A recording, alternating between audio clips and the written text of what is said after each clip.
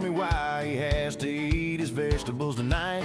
I said because they'll make you strong and help you grow up right.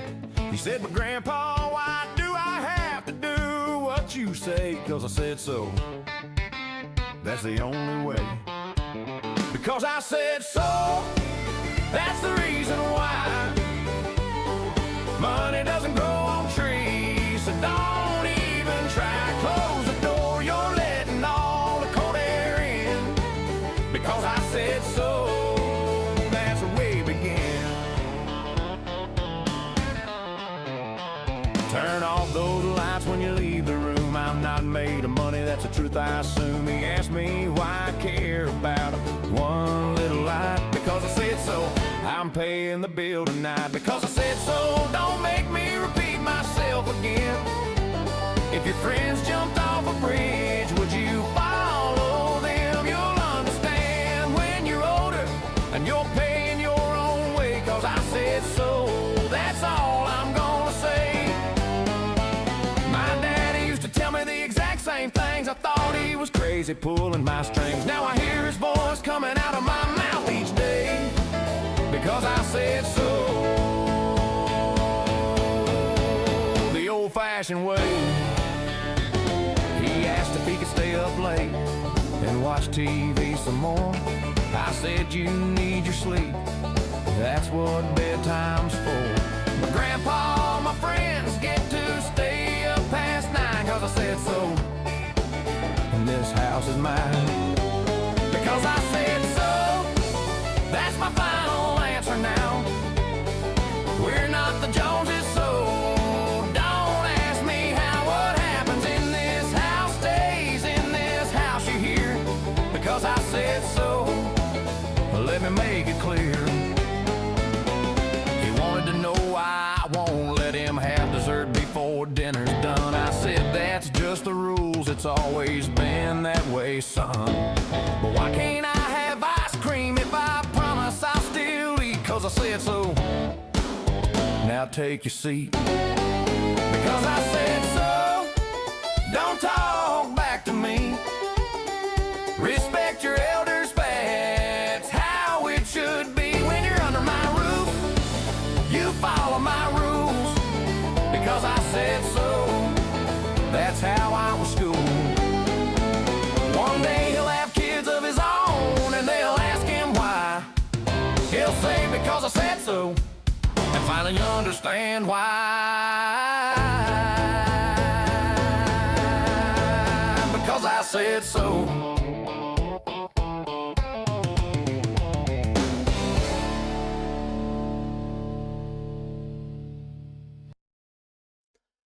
Well, good morning, good afternoon, good evening, wherever you're at. It's your old pal Grumps, and I'm going to cheat. Yeah, I'm going to cheat at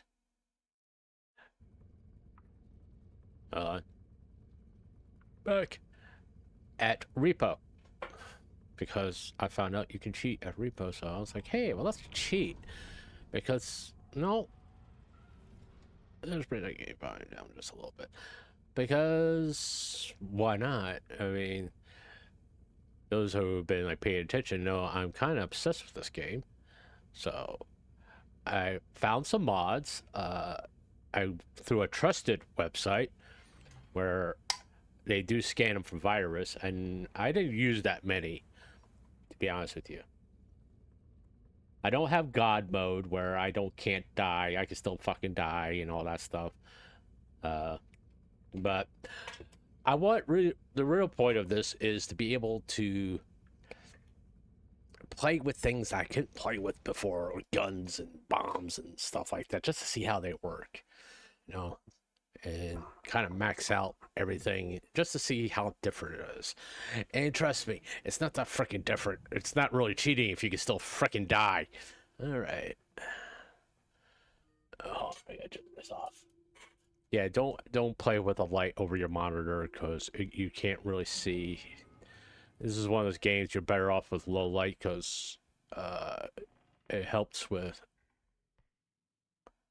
Ah, see, there's something right over there. Oh, okay. bring that over here. Right about there would be good.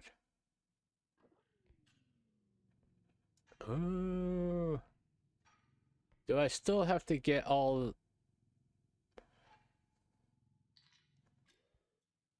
everything? Do I have to get a whole bunch of money? Yeah, kind of. I will say, because it's not as much about... yeah, I can buy anything I want, all right? But it's also the fact that half the fun is trying to find this stuff.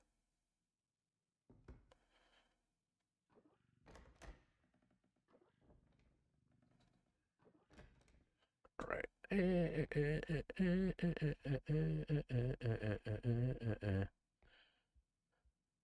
But yeah, I'm trying to fix my sleep schedule. I mean, after last night's stream, I went to bed, lay there for about 3 hours, not sleeping. Oh. And kind of just just like get up every once in a while, maybe play a game or two of R.E.P.O or Phasmophobia. No, yeah, good games to relax to, by the way. Yeah, let's get some stressful games that will keep your heart pumping and make sure you can't relax. Wait,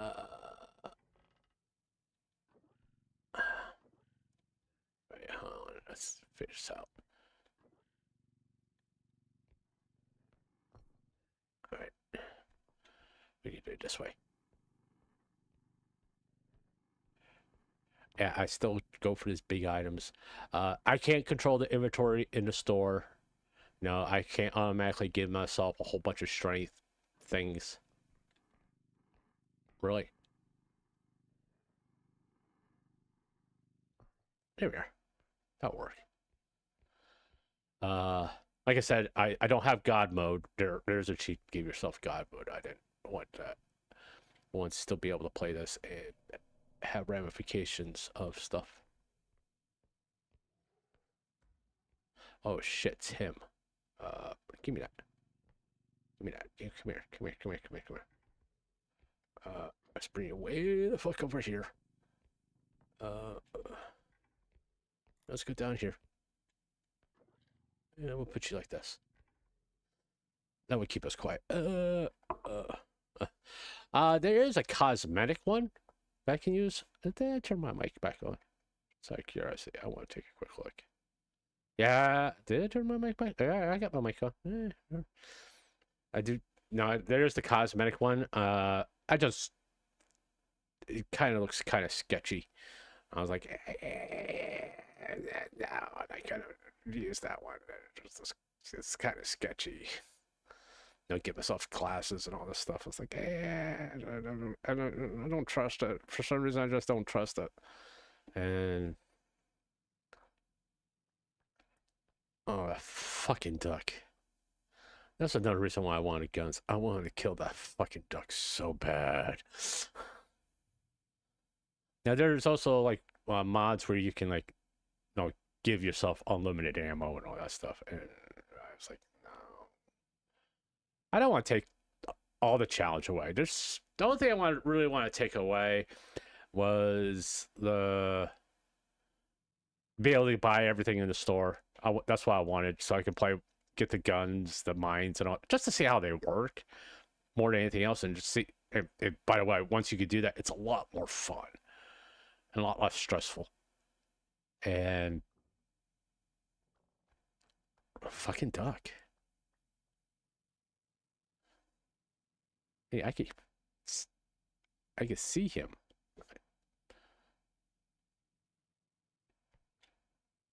Let's see. Did he go someplace else? Is he coming this way? Fucking duck. Oh, fuck off, you little shit. Did he go in here or something?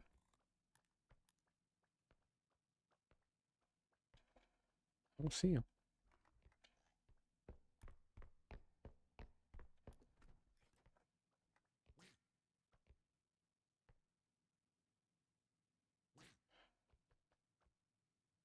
Yeah, fuck off, duck. Alright.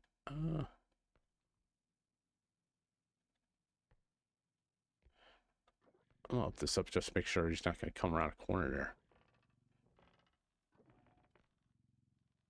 Yeah, just stay open. Because, yeah, when you don't see him come one way, he's just going to appear another way. Alright. Doesn't look like he's going to show up around here. I can still die very easily, by the way. That hasn't changed. I think I said that.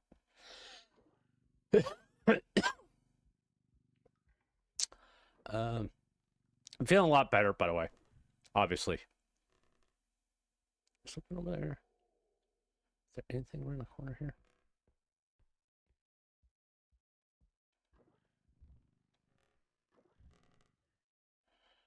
Once again, the worst one is still the stalker.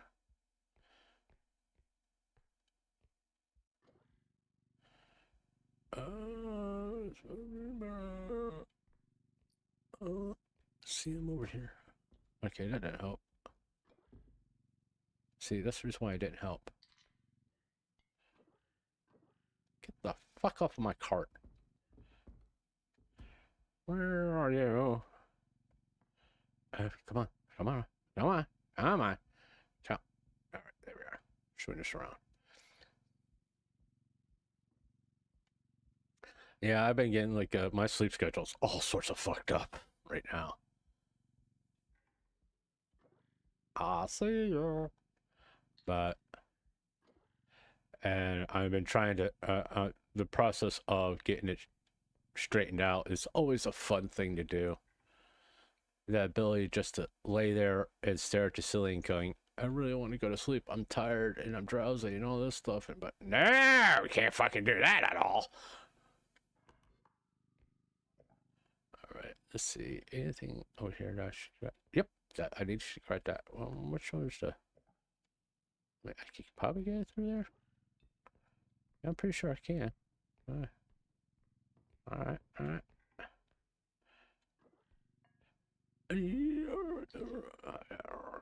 Okay. All right. I don't see anything else over here. Oh,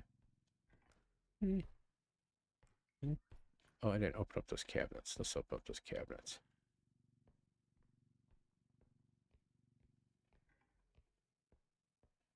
All right. Yep, see?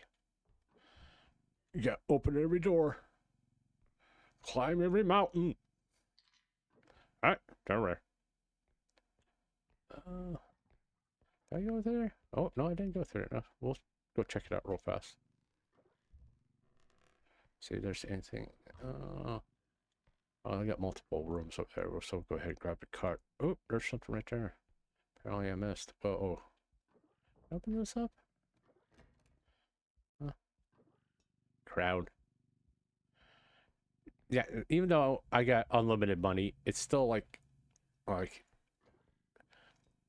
the money now becomes like your score of how well you did in finding stuff. If you find everything or you're taking so much damage, you just bounce. Get the fuck out. I know there's something over here because I see it glowing. I did have a one at the door, unlimited. Well, you can't basically if you hit things on item durability, basically, where if you accidentally hit stuff on the side, like, and you won't lose the money. I got rid of that because it was fucking things up bad. I mean, it's like the cars and the frogs would just constantly just go off. I was like, oh geez, gotta get rid of that. Because they're attracting all the fucking monsters, that's why. Alright.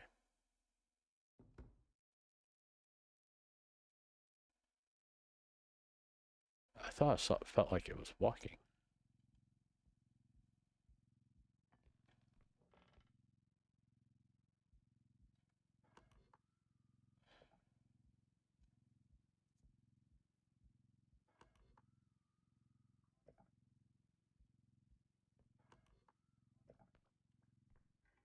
Shit. Don't want to deal with that fucking duck at all. I hear it.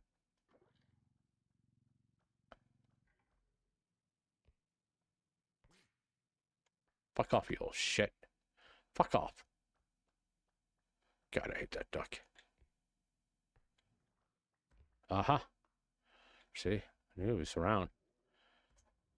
Which way is he going? Is he coming this way? Let me guess, he's going the way I need to go. Yeah, of course.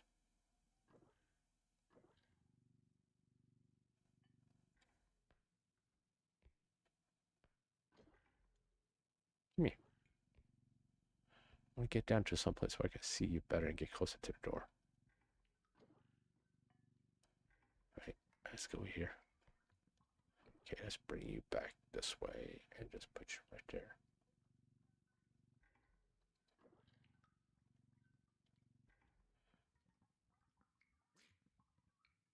Fuck off, you duck.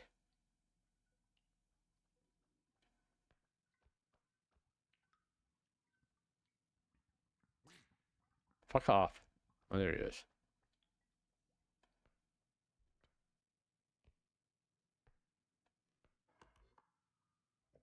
Just someplace I can go to here.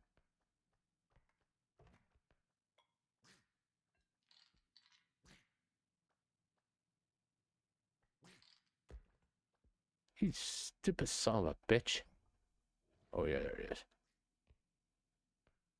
Let's put that back in there.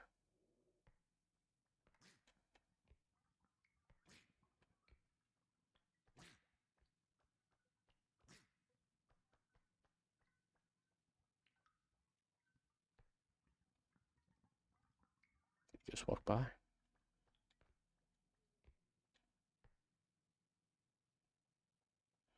Oh, I saw him.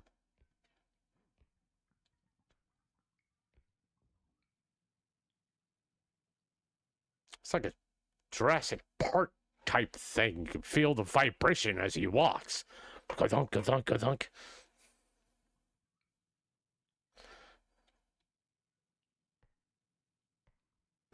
I saw him. I knew I saw him. All right, that sounded good.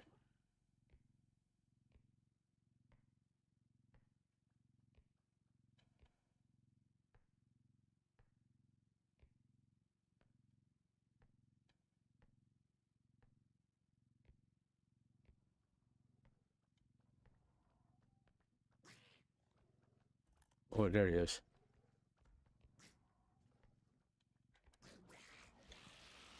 Oh, fucker.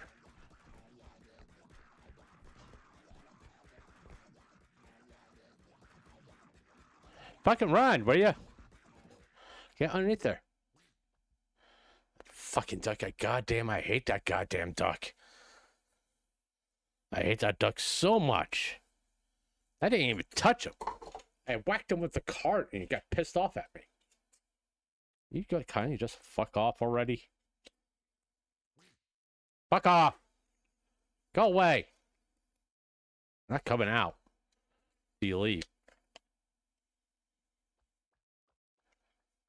Bro, I'll make sure you stay gone too. And Mr. Bamboo ass. Bamboo? Nope. What was it? Bamboo? A bamboo. A bamboo. Bamboo. Bamboo.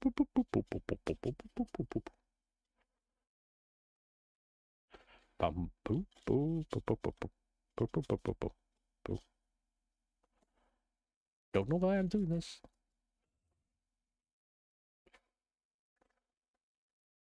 Yeah.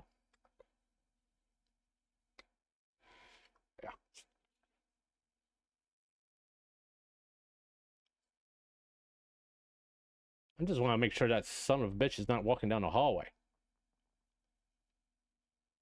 Because I see it like shaking. Like he's walking this way.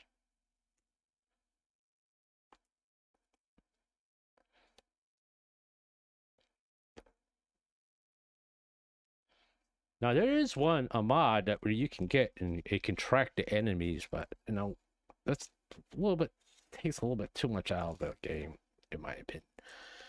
Half the fun is like not knowing what enemies are, or these, I guess you could say bosses. Would it be the boss would be a good term here? And kind of have to be like in stealth mode, thinking like stealthily. After you realize they're alive, as long as they don't like open the door and boom, there he is. Like it happens to me on occasion. Like you just start out and it's like boom, there he is. Let's see. I think we're good.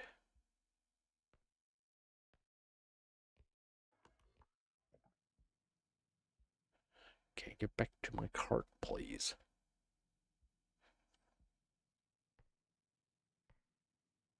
I'm gonna stay close to here. I'll see him in there. Just wanna leave. Can I please just get my cart and go? It'd be so nice of you if you just let me leave. Why did you push that all the way back out here? Asshole. Jesus Christ. Fine. Dude, this, I had that all nicely set up and everything like that. Okay, over. Thank you. Go.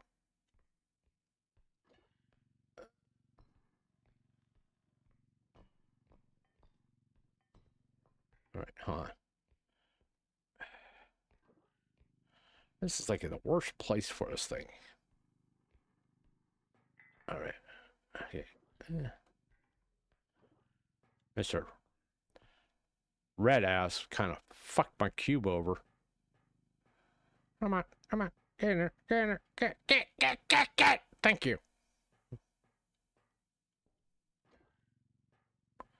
Alright, let's get this in there. Get this in there. There we are.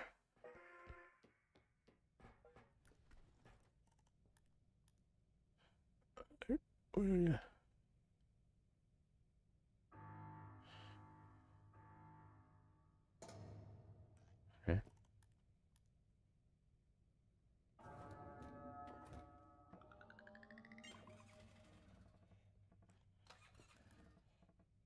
I'm getting on it. Oh, no, see. Okay, this is where you'll see what I did. Yeah, look at the money. You know?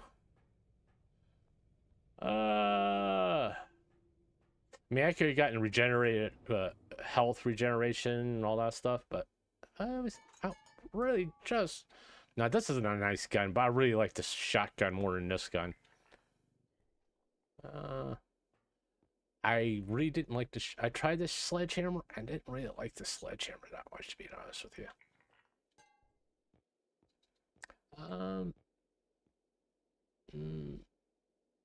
No. Oh, yeah, let's grab one. Because it stuns them. Makes them easier to kill, to be honest with you. What else do we have? Yeah, I get all the crystals right off the bat. Because one time I did this and didn't have a way to recharge because I was stupid and didn't feel like getting crystals, and all of a sudden I used up my guns and I couldn't recharge them. It's like, okay, maybe it'd be a good idea if I was able to recharge them. That'd be nice. So I go ahead and get all the crystals.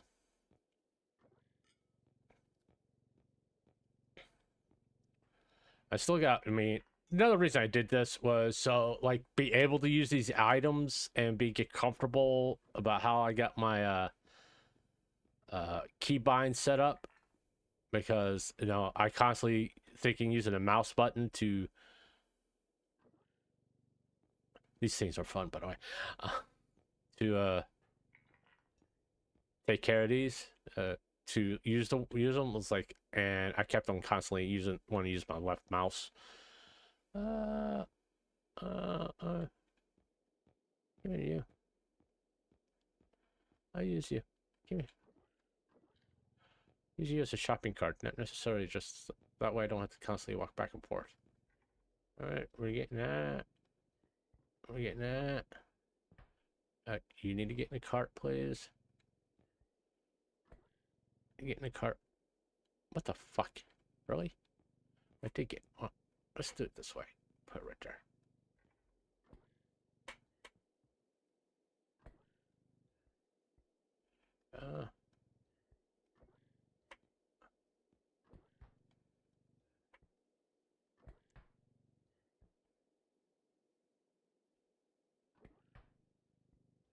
Yeah, I never...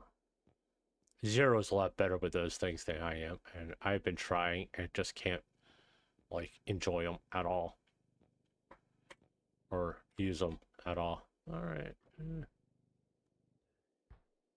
me please just get on there. Thank you. Yeah, I accidentally pushed this cart on and got the second cart. It's like, what's the part? I mean, it'd be good for, like, if you have 4 people to have 2 of these carts. Because that way, you can split up, and especially when you get to, like, where we're at right now, where you have multiple extraction points, I can see the purpose of it. Give me that. Thank you.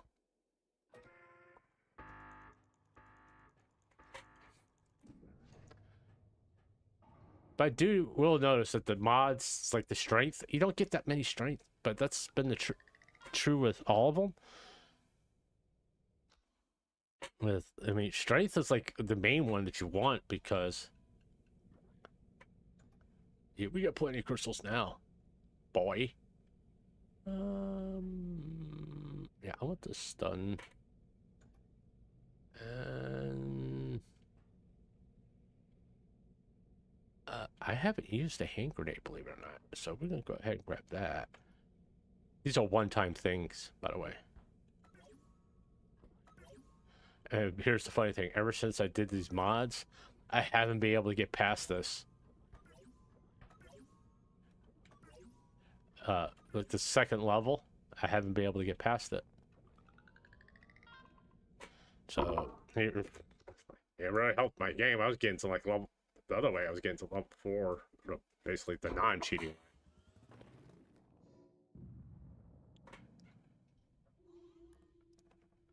Alright. Refill it, we can leave that there.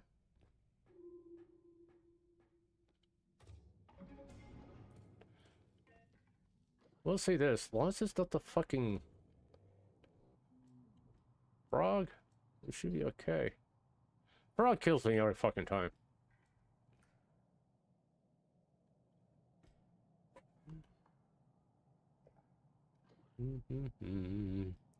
Just go look around the room a little bit, boys. Just go look around the room.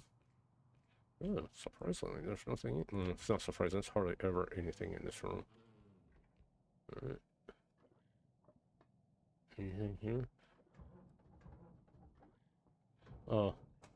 Really like the mod to get rid of the fucking cell phone things constantly going off. That'd be nice.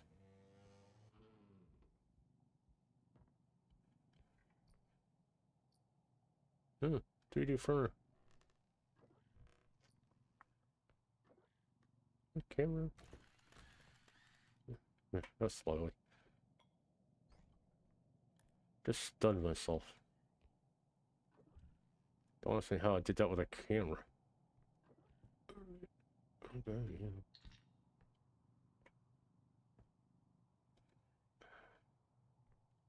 Of course, kiss can't go in there. Nice, easy, or anything like this. Because the fucking, what the fuck?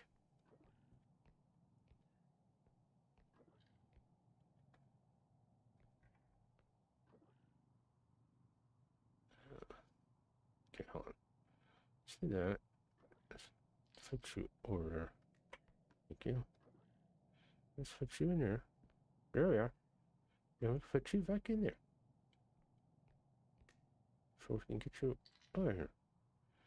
Alright. Oh, there's something else. What? Something up there? Oh, the magical golden stapler.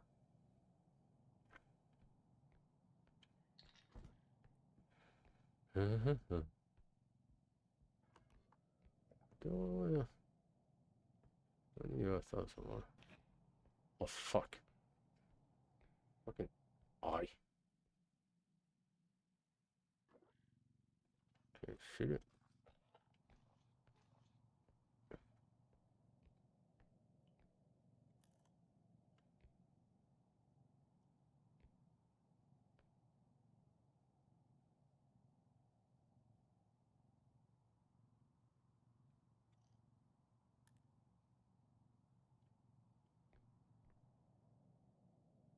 Right. I hate that fucking eye.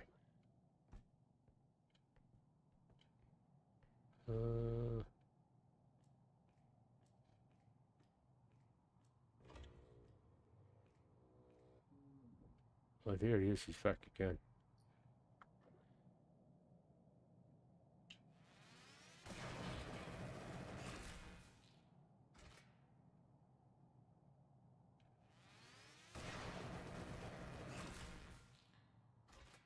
I got rid of you. Asshole. Oh, god damn it.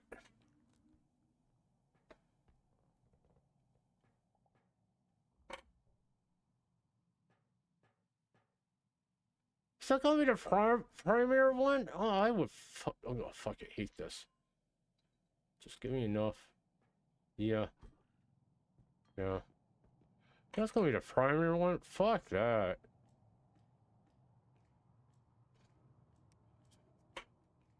This is the most annoying one we can use as a primary one. That one. That one right there. That one, that will do it every fucking time. Well, let's do it. I'll do this.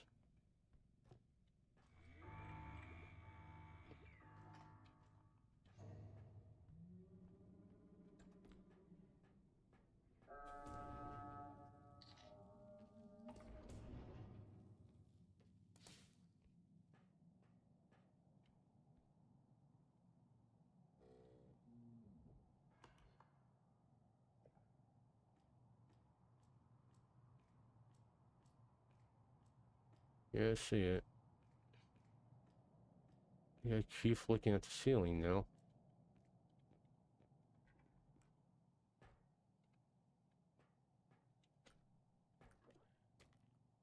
Yeah, I fucking hate that.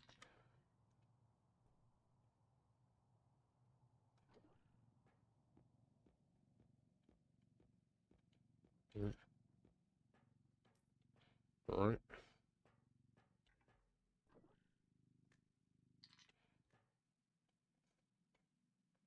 First, I haven't lost that much health, any health yet. Because of those fucking things.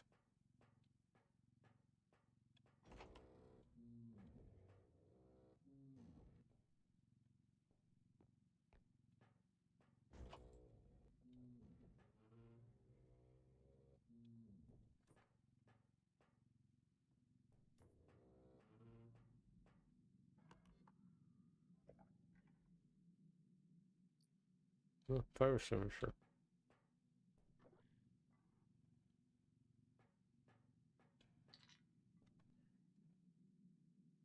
I'm close to the ones we need.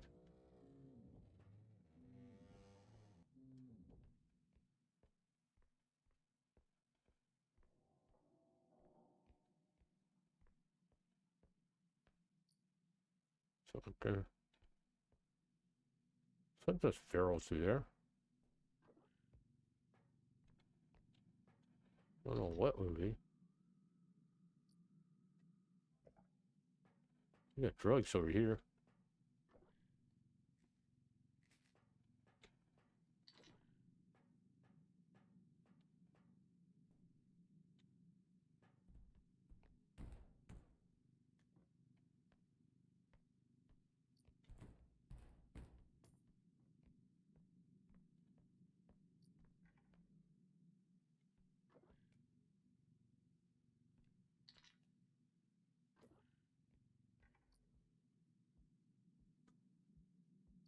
constantly looking up now. So I'm waiting for the eye to give me. Hey, horse, how you doing, bud?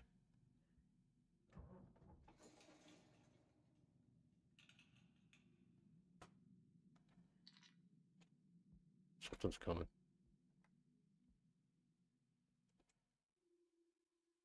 I saw the screen shake. I'm like assuming something's walking my way. You having a good day, horse, or so far? Are you at work or something right now?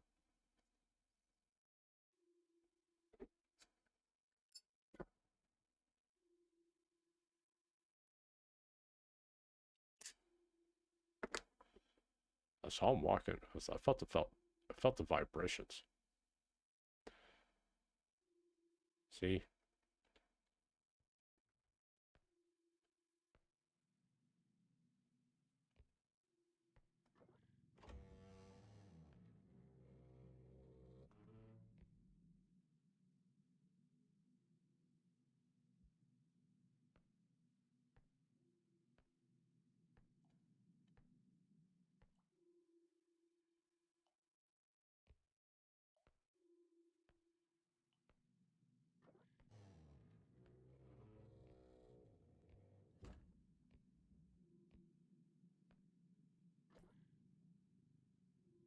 I'm gonna be smart about this.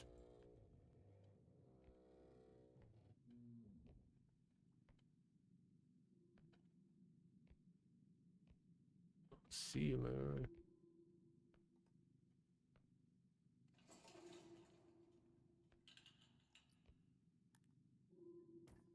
It was right over there. It's also right there. Radioactive ashtray again. Not too much stuff here. Sorry to hear that, buddy.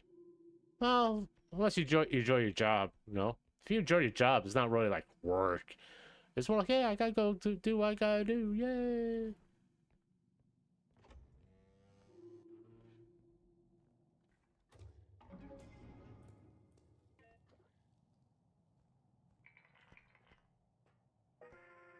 Ta-da! Oh, fuck, not him. He's so goddamn annoying, I'll tell you that much right now. Oh, missed the big ice one. Who gives a shit?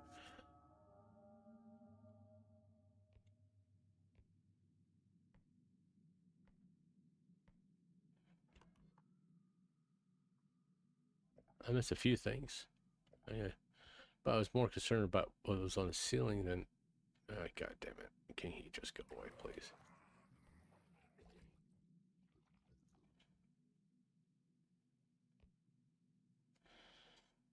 I got to be... wait for this stupid fuck to go away. What? How the hell did that happen? I was sitting here behind the goddamn door.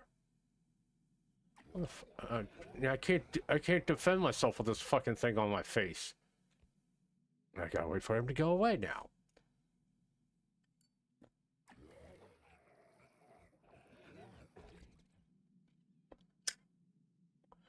Just like how sometimes these monsters can see you through doors, attack you. No.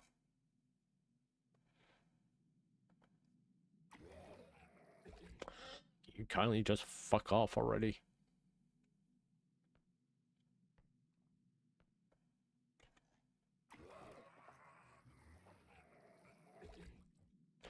Apparently, thank you. Shit for brains. I just gotta like scan the ceiling over here. Right. I didn't check none of the fridges or anything like that. It's clear.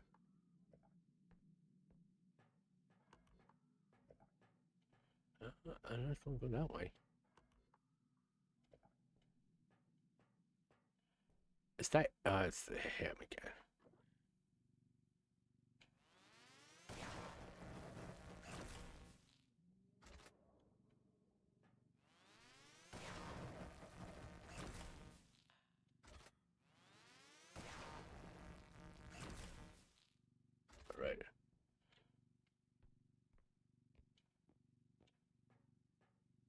Uh-huh.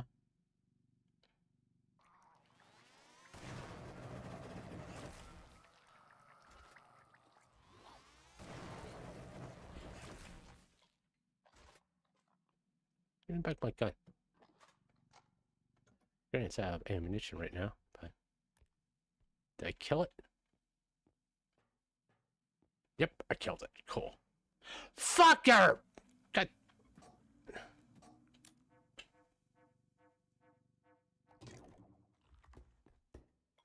There we are. Son of a bitch. Excuse me, coming through. Fucker!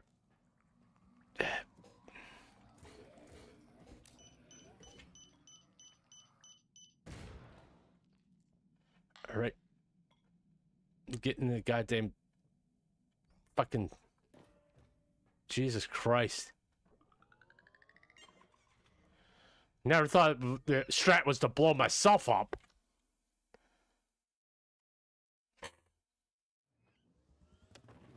Jeez. Like I said, it didn't make the game any easier, really. You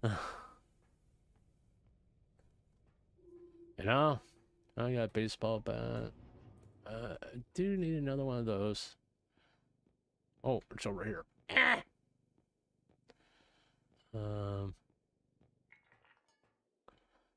Where was it? We can get 100. Boom.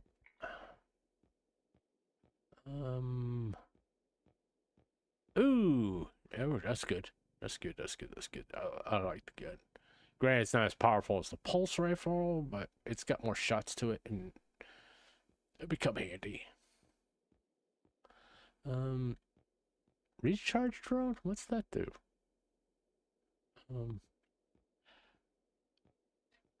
Explosive might be good.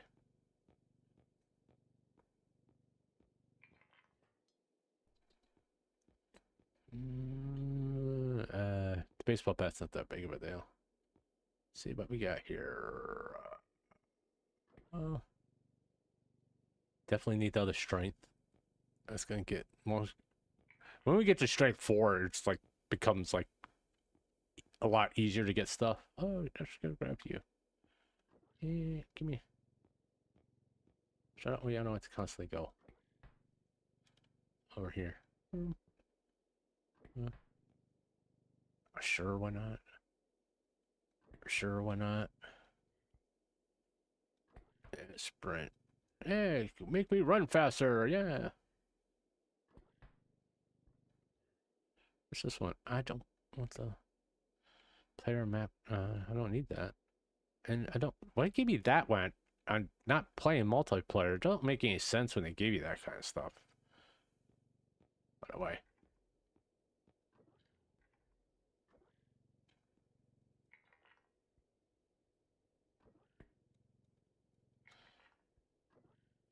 It's like checking out Walmart, to be honest with you.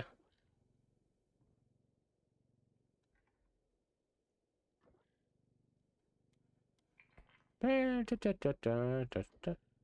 come over here. Stop that. I need my strength. One more. I think there's nothing else in here. Is there anything else in here? I don't need you. Alright. Check it out.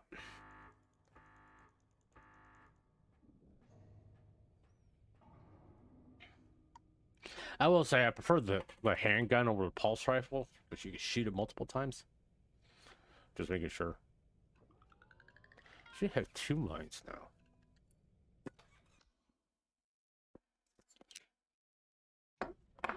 I think that's the first time I managed to complete the level with the eye. Usually it kills me.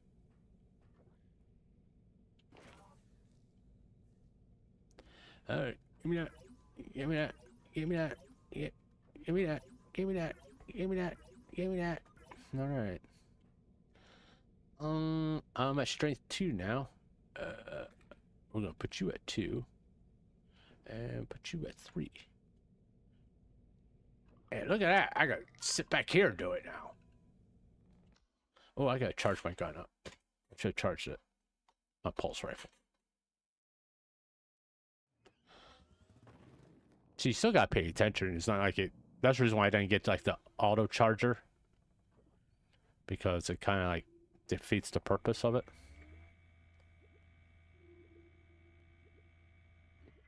All right. Oh, the museum. See which one. This is a little bit. Which one needs 13? Oh, there's something way over there. What we got over here? Oh, we got Mr. Oh, this is so nice to be able to reach that far.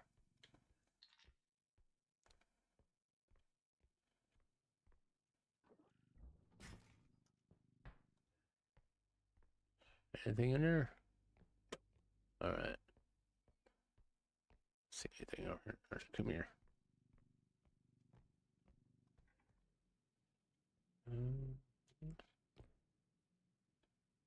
Uh-huh.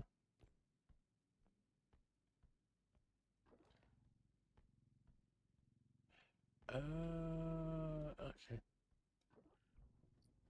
Oh, there's something in here. A tooth. We have a tooth, people. Close. All right. Sorry, I broke you. Come here. Oh, banana, na, na, na. Oops. Sorry. A banana.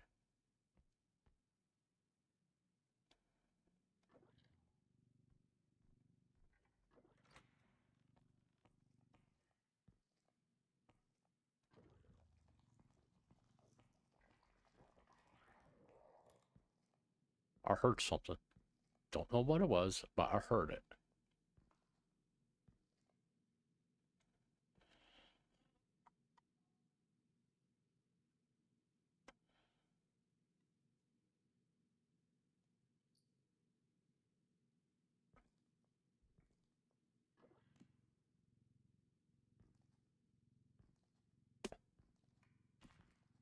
The fuck? What was it? Heard something or another.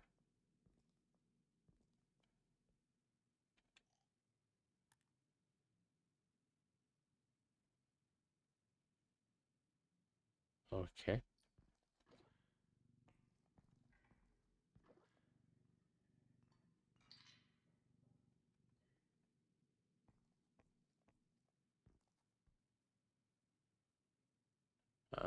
Let's do this. Just to give me.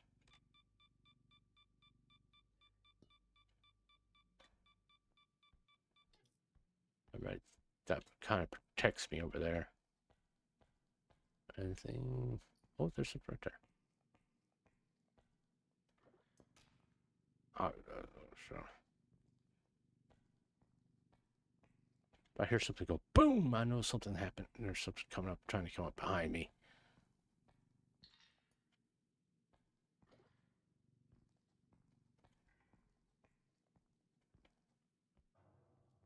Oh, I can't pick that up again.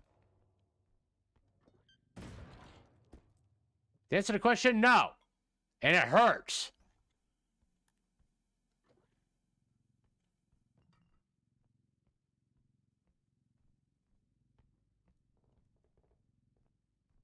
That was a mistake. 10,000. I need 3,000 more? Oh, not. Oh, fuck.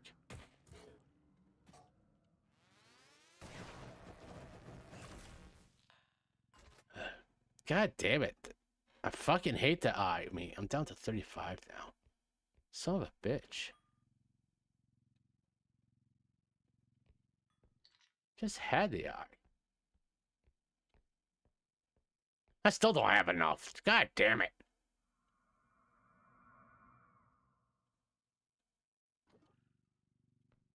Man, it heard something.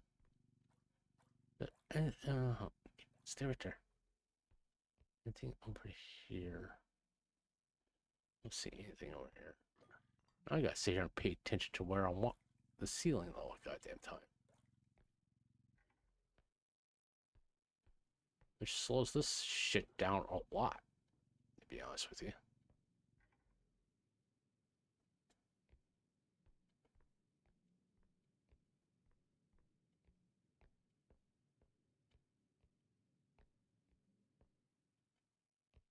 Anything over here?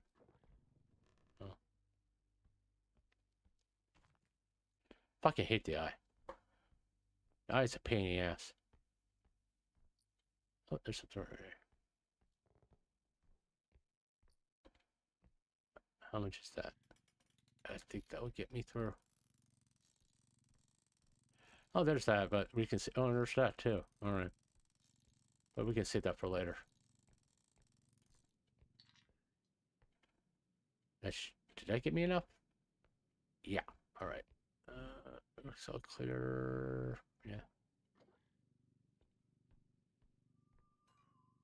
Oh, I dropped my gun. I gotta pick up my gun. Where did I drop my gun at? Where did I drop my gun at? Where did I drop my gun at?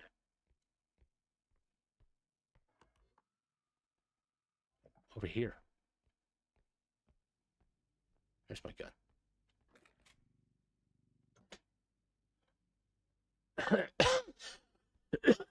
See it.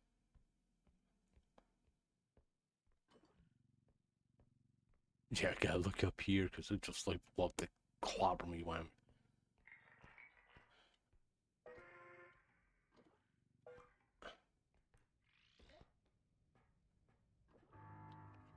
Let's go ahead and recharge this.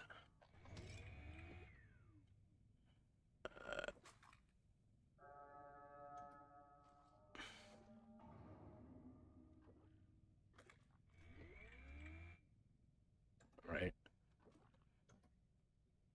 Let's go ahead and grab this mine. All right.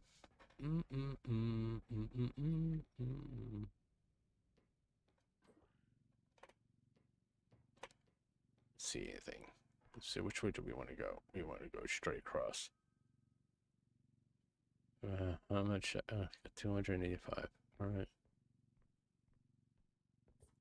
And of course, I gotta look up for bulbous things up on a ceiling. All right, we want to go over here. Oh, there's something right here, too. That would do. Fucking hate the eye. Just eye's a pain in the ass.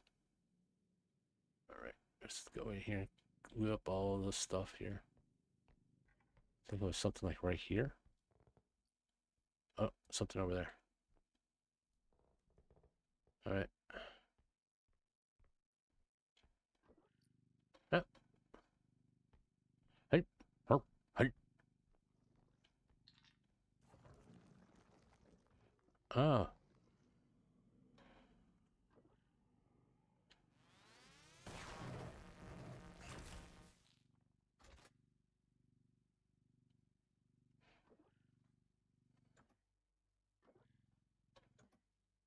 That took care of you. The plant's a bitch. That's why I used the pulse rifle on it. Between that and the eye, it's such bullshit.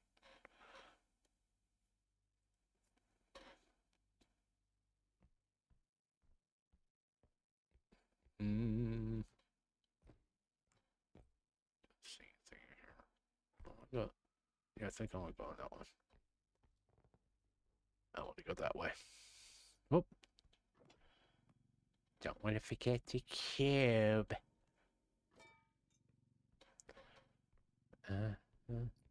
Oh, there's something over here.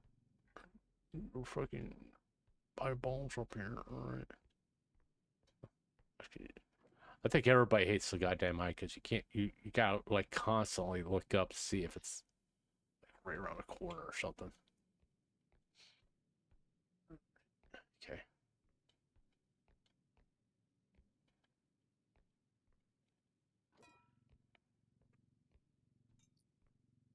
Oh, there's something way the fuck up there? Are you kidding me? Can't reach it? If I go up higher, maybe? No, how do I get up there? Oh, fuck.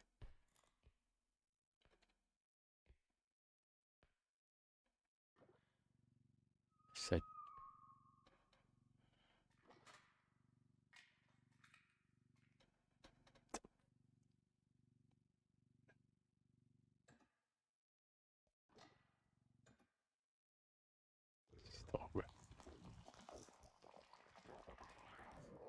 Oh, fucking plant. Okay, hold on.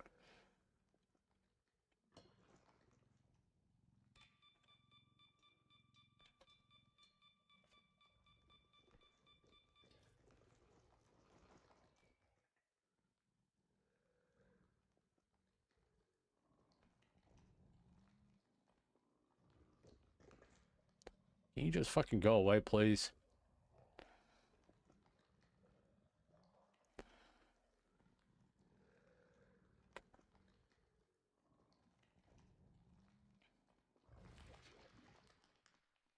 Thank you. I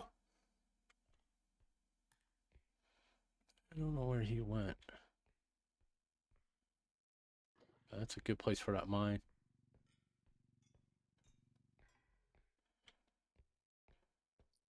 Oh, fuck. Okay, hold on. I do a little reconfiguration here. Alright. Okay. Alright. Just set you down like so. Right. And put you like that. And put you over there. I think I have to fit you like right, sort of like that. Yeah, you just, oh, stay over there, please. Stay over there, please. Okay.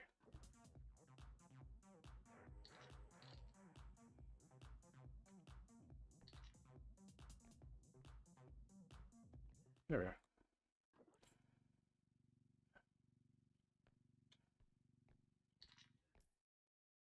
Right. Hmm.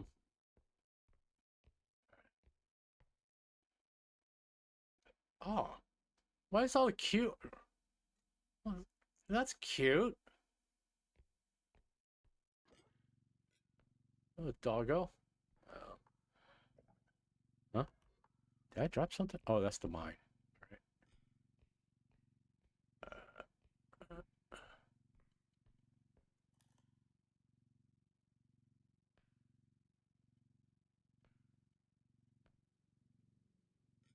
See.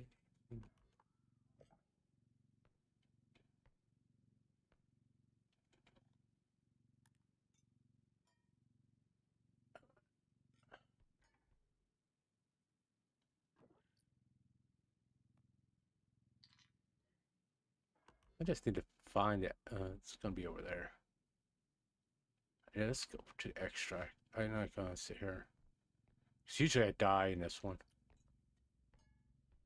I'm not fucking around with the rest of the stuff.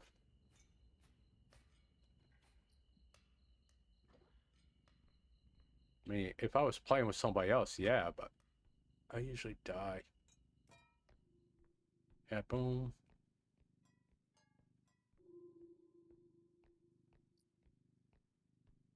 Well, fine, since that one's right there. Cool, whatever.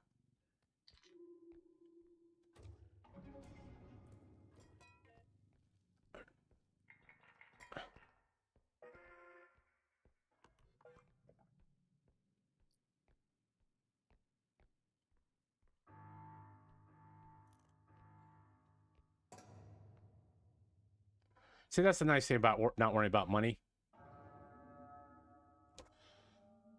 You can make a decision, strategic decision to, just say, okay, I got enough. I accomplished everything I want to accomplish here, and just go. Oh, fuck.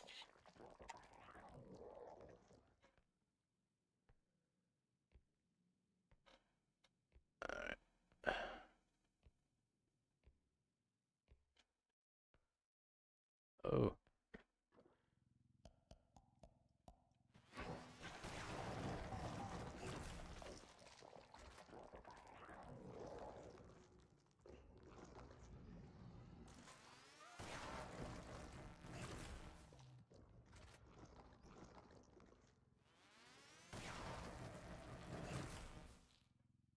Motherfucker.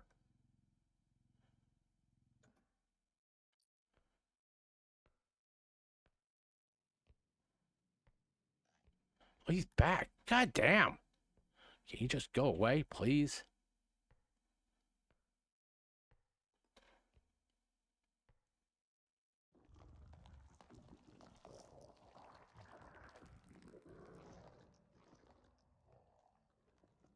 This is why I die, because they all come at you. It's like he's hanging out here.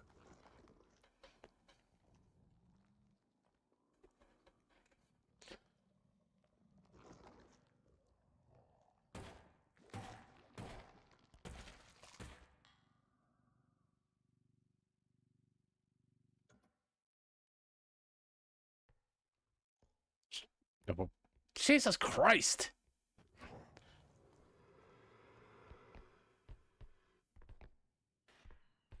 Fuck off, fuck off. Give me...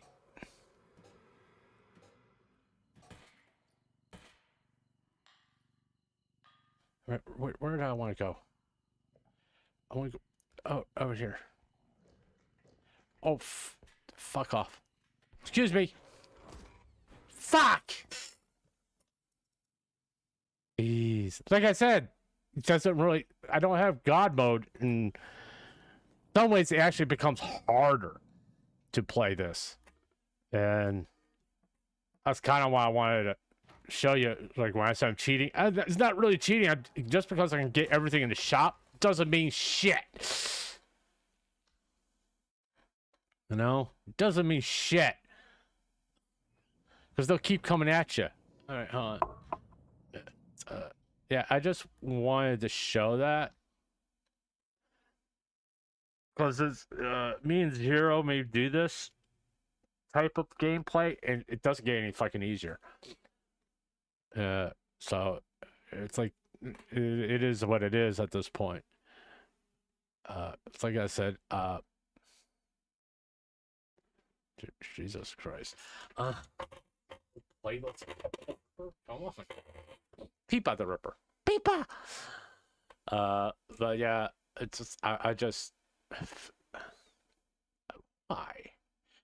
Why? Can he just stay away from shit like that? Yes, I will be playing Mass Effect later. Probably around... I'm going to shoot for 7. Because... I'm trying to fix my sleep schedule. And, you know, I just wanted to kind of get back to normal. That me being sick kind of really fucked up my sleep schedule, by the way. It really did. There's not too much I wanted to talk about. Oh, I changed the address to my tip jar. Now it's that grumpy old man instead of a bunch of numbers and stuff like that. So, kind of, no. And I'm kind of making sure I start putting the opening songs in there that are not copyrighted at this point. But to give him credit, unfortunately, I can't go back to every single one to do that. But yeah, let's go to Twitter real fast. Let's see what's going on here. I'm not gonna go scrolling through a whole bunch of posts. Oh, I did want to do this. If you're following me on Twitter at StandsUp, what the fuck? There is I have pinned this to my profile, which is basically this here. So it gives detailed instructions on and what I want to do for the Cinder Appreciation Day, and gives you all the info right there. So follow me on Twitter at StandsUp.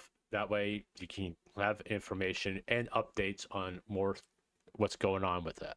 Because the only people that can reply to this is me, GVP, Lupoto, and Zero, to give you updates on where we're at. Jeez,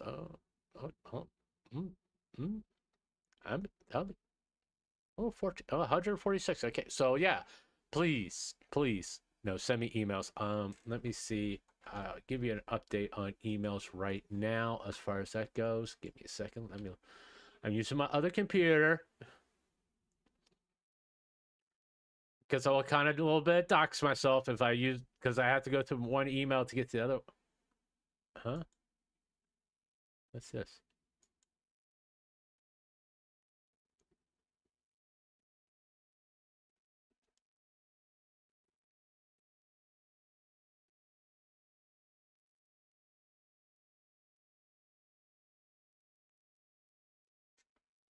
I haven't bought anything. Fuck off. I love when they just, hey, we got an invoice here. Oh, okay, cool, cool. I got 2 emails so far. Let me see. Okay, we got a voice message. Okay, I'm not gonna give away it, but we got 2 emails so far. I can't. No. Let me see.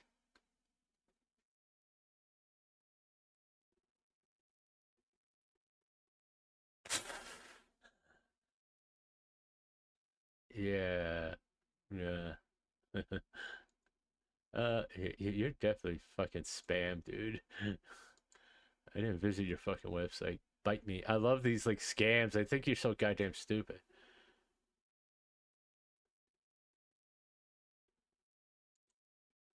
Uh, all right. I'll take care of you later. Uh, uh, uh, okay. What we got over here? I got 2 emails so far for the Cinder Appreciation Day. I got a voice message and a video. If you want to do a video, that's fine. You know, it's whatever you want to do, sort of. Woman arrested for holding unsanctioned wildlife summit by feeding raccoons. Okay. I did look at this. I kind of like Mayosh.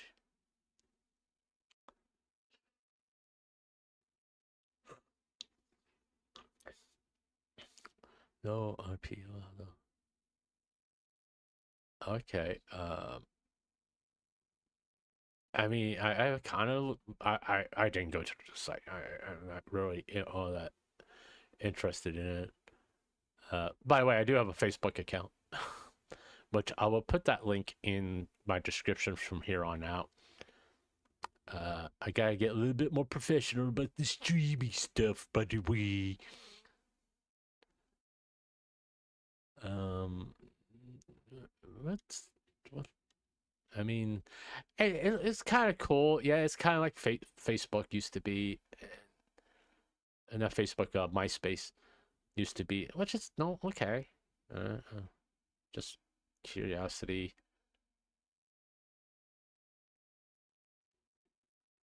But you know, if it no, it's but it's not really interactions with the fans. I'm thinking, but I think it's interactions between VTubers. I think that's what they're doing.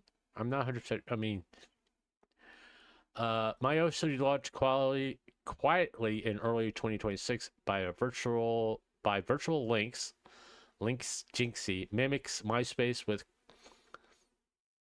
chronological feeds, custom CSS profiles, top friends list built, and VTuber tools like Collab Finder, matching schedules, interests. Popular creators fuel the rush starting February 21st, burning through the invite quotas fast. One agency used 67 of 100 spots by February 23rd. Users love the ad-free nostalgia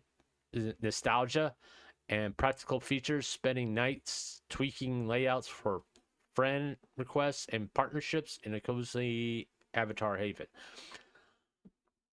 Basically, it's basically strictly for VTubers. It's not really for. It's not like a Discord. That's what I'm getting at. It's for VTubers to interact with each other and try to do collabs. The only thing I can see that's not downside to this is people faking to be VTubers and trying to get into collabs and all that stuff. That's the only thing I can see is a downside to it. I mean, I think they may, as long as they may have a check system in place to verify that you're an active VTuber, which would be intelligent, I would say. But yeah, a lot of I saw that and I was like, oh, that's interesting. But I gotta look at this one.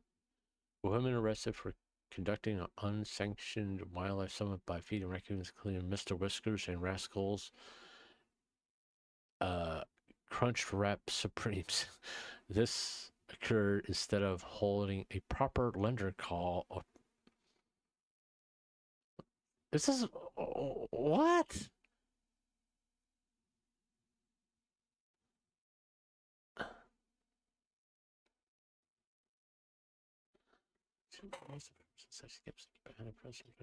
Raccoons and call them board members. Going to office, the person was shown 3 nights in a row with a bag of soft tacos and began dressing like she's running for a late night staff meeting. Police reports claim she named one raccoon Mr. Whiskers and attempted to hand it a crunch wrap to finalize the merger. Employees called authorities after customers reported what they described as an unsanctioned wildlife summit taking place behind the dumpster. When officers arrived, Prescott allegedly says she was just networking, and the raccoons have more loyalty than most co-workers. She was charged with public nuisance and released, but reportedly told police the raccoons will be expecting her tomorrow. Animal Control confirmed the raccoons have since resumed standard trash operations. Mr. Whiskers declined to comment.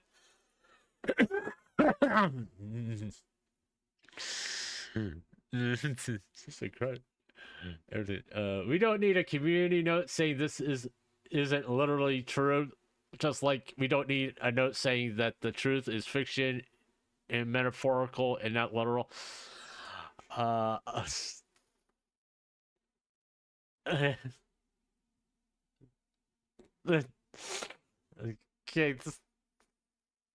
it's oh wow. If now I don't care if it's true or not, it's just funny. Roy. Can I believe it? It's California. Yeah, I can fucking believe it because it's California. But still, oh wow, that's fucking funny as hell. Mr. Whiskers declined to comment. Amazing. Amazing. Okay, let's go on Fast and Furious.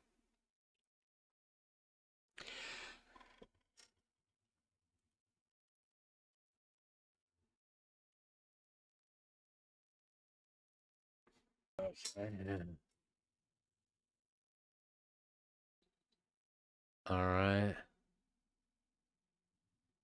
But all right. Okay, this is just some things that just pop up that shit. Funny.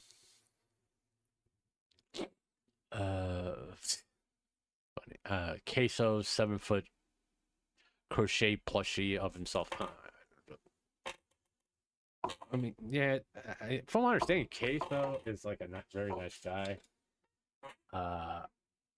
And it seems people like him because he's like really like chill and everything, which is not fine. I mean, no problem. I mean, never watched him personally, and never. I mean, he's like kind of out of my wheelhouse type of things.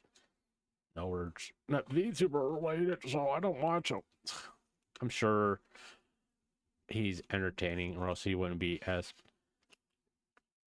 Put it this way, I don't hear people talk about him like I do about these other streamers like Burnt Peanut. I mean, where they're like going, "Oh, he's toxic and all this stuff." People say that about Burnt Peanut, by the way. I mean, people say, "Oh, he's funny and everything," or like that. I'm not gonna get into the botting allegations about Burnt Peanut. I said a long when the whole controversy happened with him, I say he's botting. I said it from the very beginning that he was botting. Okay.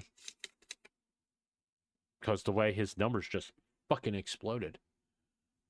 Now, I'm not saying that every new view that he got was a bot, but just an unreasonable explosion in growth.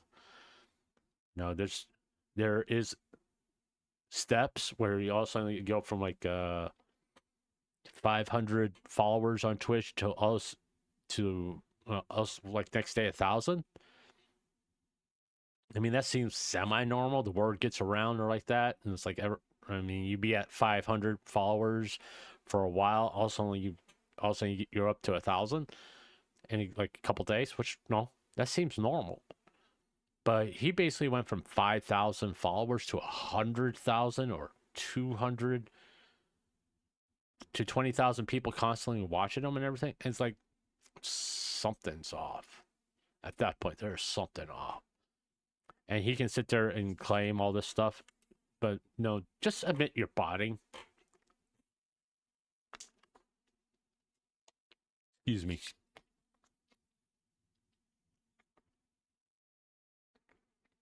Just admit that you're botting. Because obviously, it's kind of, it's straightforward. You're not helping yourself, Roy.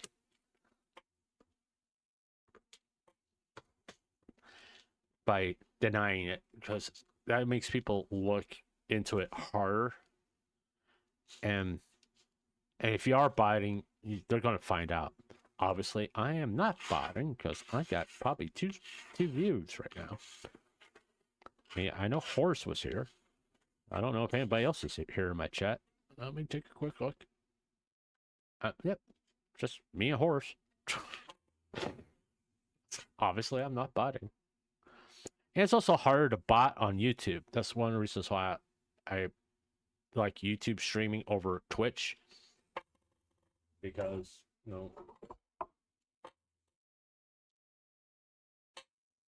granted, from what I've heard, that you can't, it's easier to bot on YouTube because they just don't fucking care. For streams, what they care about is views. They don't want you to artificially inflate your views, which I get because that's what they're based their platform on views.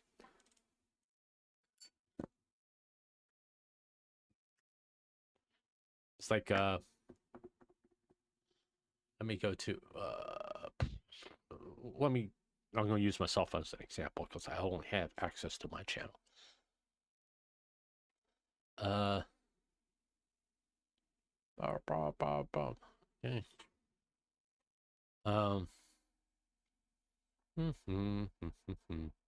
It's content, and I'll use standalone videos. It's like, by the way, second part 2 of Jelly's up. It's like if you kind of look at my views, you got like a couple, not 500 or so like that, but most of them are double digits. Okay, there's a few triple digits. There's the high 500. There's only a few that break the 300 mark, or even there's only a few that break the 200. If all of a sudden all of these started popping up to like 1,000, yeah, then there's something that's off. There's something that's off. It's kind of just like, okay. It's like I have 5 views, and the next standalone video has 20,000 views. You become kind of like going, okay, something's off. I mean, not saying it's not possible, but it's just like, it's unrealistic, to be honest with you. And from the follower chart or the view charts I've seen of Burnt Peanut, it was like he was like at a certain level. All of a sudden, he skyrocketed. It was not like, oh, it was like a slope. It was a sharp peak. I'm like, something's off. When at that point, you gotta say something's off. Now, I'm not saying it's not possible for it to happen. What I'm saying, people start looking at it side-eye going, Hey, people didn't really like this one. No, they didn't. They didn't really like the Asmongold one. Well, how many? Oh, 2 thumbs ups and 5 dislikes. Okay, whatever. Dislike it, you dislike it. Maybe they didn't like the fact that it didn't come out hard against Asmongold, but whatever. You can live with it. I can live with that. I don't have a problem with it. I mean, with the live thing, live viewers, I was like, if I got 2 right now, but if all of a sudden, like later tonight when I got live viewers, when I'm streaming not Minecraft, Mass Effect, where I typically have 3, if that all of a sudden goes up to like 50 out of the blue, that's a problem. Or 1,000. If it goes from like 3 to 1,000, yeah, you can say that I'm botted. I mean, if it just explodes like that, like one day it was like 3, all of a sudden it's 1,000. It's like, okay, something's off, something's wrong. All right, so I mean, and don't get me wrong. Oh, that's not during stream. Oh my god, that's most like the video I got. But it's, you just gotta look at it and just go, yeah, okay, buddy. And he got pissed about it. If you ask him about it, oh, you're botting, you get mad. He just flies off the handle if you keep on saying. Man protests restaurants all you can eat policy. What? This sounds dumb. That's why I'm gonna watch it. A customer got upset because an all-you-can-eat fish fry didn't live up to its name. It's false advertising. Bill Wisseth has a beef with the all-you-can-eat fish fry at Chuck's Place in Thiensville. He was there Friday when the restaurant cut him off after he ate a dozen pieces.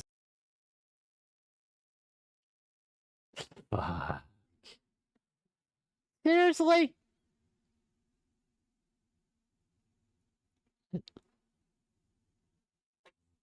I don't get people. They see all you can eat, and it's just like, oh, I can gorge myself. You know? I mean, at least be respectful about it. Jesus Christ. Don't sit there and, like, act like you haven't.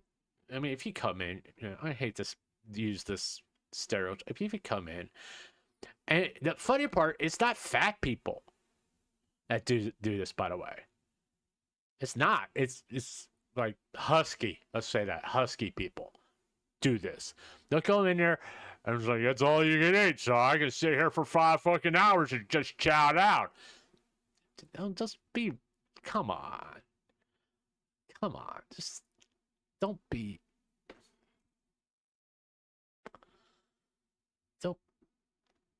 Don't do that. It's like that. There was a short a while ago. Somebody went to one of those Las Vegas seafood buffets where you can get like a whole lobster. He literally went up there and grabbed like 15 to 20 lobsters. And there's a sign to limit 2 at a time. But no, he took 20 at a time. And they told him, you can't do that. Wow, it's all you can eat. There's a fucking sign there, douchebag. It literally says 2 at a time. So if you have to go back up there 10 times, that's on you.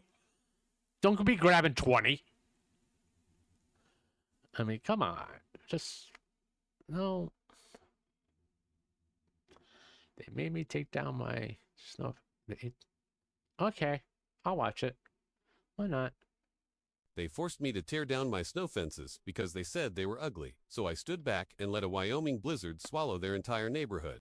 I live on a windswept ridge where winter doesn't gently fall from the sky. It attacks sideways, carving the land with drifts so dense they can bury a truck in less than an hour. For over 20 years, I'd maintained a line of rugged slat snow fences along the northern edge of my property. Nothing fancy, just weather-beaten. Wood and steel posts, but those fences were critical because they broke the wind and forced snow to settle harmlessly into my pasture before it could reach the road below. That road, conveniently, happens to be the only entrance and exit for the Aspen Heights subdivision built downhill from me. Then the new HOA board showed up and decided my fences were an eyesore. I received a formal legal notice claiming the barriers violated a view corridor easement, accusing them of lowering property values. and demanding I remove them within 14 days or face fines and legal action. Calmly that the fences weren't for my benefit. They protected their access road, and without them, snowdrifts would naturally pile up right at their main gate. The HOA president, Sheila, who had moved from Florida the previous summer, laughed it off and said they had snowplows and didn't need my unsightly wooden junk.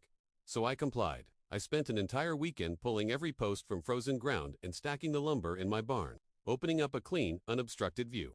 Sheila even drove past afterward and gave me a cheerful thumbs up. 2 weeks later, February delivered a standard Wyoming blizzard, nothing historic, just high winds and steady snowfall. By noon, snow was flying. By 4 p.m., gusts hit 50 miles per hour, and with nothing to slow the wind, snow ripped across my pasture and slammed directly into the dip where their entrance road sat. By 6 p.m., the drift was 5 feet high. By midnight, it had hardened into a 12-foot wall of packed snow. Their private plow tried to push through and immediately got stuck. Residents were trapped inside the subdivision. Emergency vehicles couldn't reach them. People missed flights, ran out of medication, and panic set in. The next morning, Sheila called me, her voice shrill and desperate, demanding I fix it. I told her calmly, from my warm kitchen beside the wood stove, that I couldn't. My fences were gone, and I was fully compliant. She screamed at me to put them back, but the ground was frozen solid and a blizzard was still raging. They remained trapped for 3 days until the county had to deploy a massive rotary snowblower, usually reserved for mountain passes, carving a tunnel into the subdivision at a cost of $15,000. Billed directly to the HOA. When spring finally came, the board showed up at my door humbled and apologetic, asking me to rebuild the fences. I agreed, but only as a paid consultant, and required them to sign a legal document recognizing the snow fences as permanent safety infrastructure that could never be challenged again. Sheila moved back to Florida before summer arrived. Guess the view wasn't worth it after all. If you love malicious compliance where nature always wins, make sure to like, subscribe. I can believe that. I can believe that, especially as soon as they say she's from Florida. What? Okay. All right. I didn't need to say that. Okay. But yeah, it's just one of the. As soon as you see from Florida, oh fuck. Just, oh fuck. She's touched on her children. Alright. Perfect braised goose meat. I don't know. You know, 3 things in Japan that actually scare. What? Miso? 3 things in Japan that actually scare foreigners. First, the extreme privacy in bookstores. As soon as you buy a book, the cashier frantically wraps it in paper like it is a top-secret document. It is meant to be polite, but it honestly makes it look like you are smuggling illegal contraband onto the subway instead of just reading a comic. Second, this suffering noodle man. He is designed to hold your lid down, but as the steam hits him, his entire body slowly changes color from the heat. It looks like he is melting in agony right in front of your eyes, just so you can know when your lunch is ready. I think that's the smart. Random identity vending machine. You can literally walk up and pay money to get a real ID photo of a complete stranger you have never met. It feels like the start of a stalker horror movie, yet for some reason, people here actually collect them like baseball cards. 3 things in Japan that actually scare foreigners. First, the extreme... That's okay. None of that, except for the last one. The first 2, it's like, oh, well, no, they used to do that here in the U.S., by the way. No, they would put your book, if you bought a book at a bookstore, they would put it in a paper bag, and they put that paper bag in another bag to protect the book. That's all they're doing. They're just protect the book. It's not a big fucking deal. The second one is like smart. You know, the other method is to put your chopsticks on top of it to get the lid down. Okay. But the little guy there, it's smart.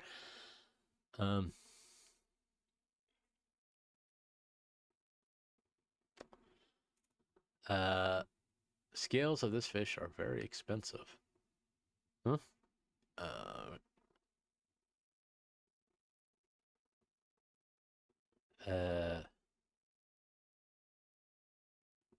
Food I will never buy. No, I'll try anything once. Yeah, even though I don't. Catching the wild goldfish. All right. I'm interested in this one here, but the fish scales, because I gotta figure out why. The skin of this fish is cut off more carefully than the meat, because its scales are more valuable than The music in the.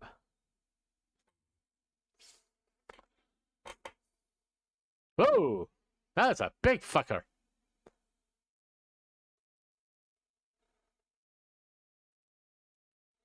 Hmm.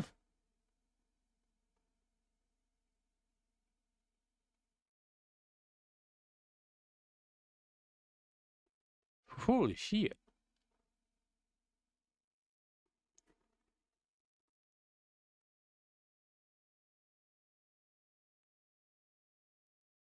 Wow. But does it taste good?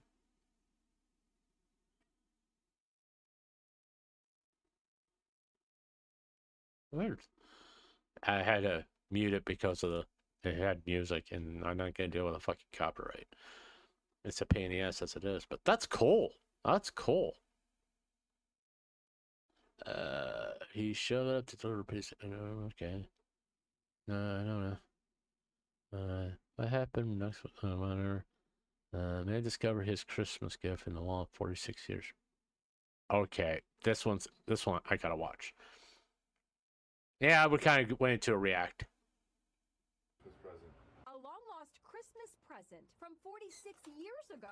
He was helping his parents renovate their home when he removed part of a bathroom wall and saw a neatly wrapped package covered in dust. So what was it? Turns out it was a long-lost gift from more than 4 decades ago. And what he found inside was a shock. This is inside the wall. And look what I find. That's my Christmas present. That's right, a long-lost Christmas present from 46 years ago. Tim King is now 53. But what did he get? He was a kid just 6 years old in 1978 when his parents got him the gift. Just look at that bright red gift wrapping paper. It's adorned with Donald Duck and other Disney characters. Yeah, but what did he get? Mom even wrote his name right there on the What paper. did he get? Wait to find out what's inside. Oh my gosh! Oh, okay. It's a set of thunder jets. Look what I find.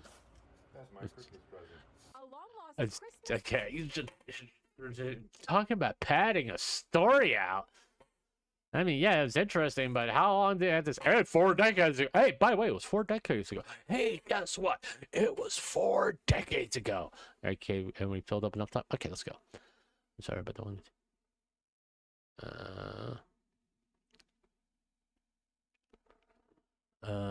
It's better not to touch the. Why would you?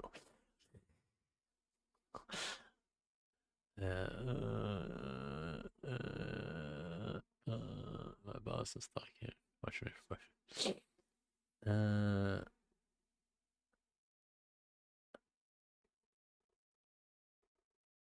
Okay, I gotta do this.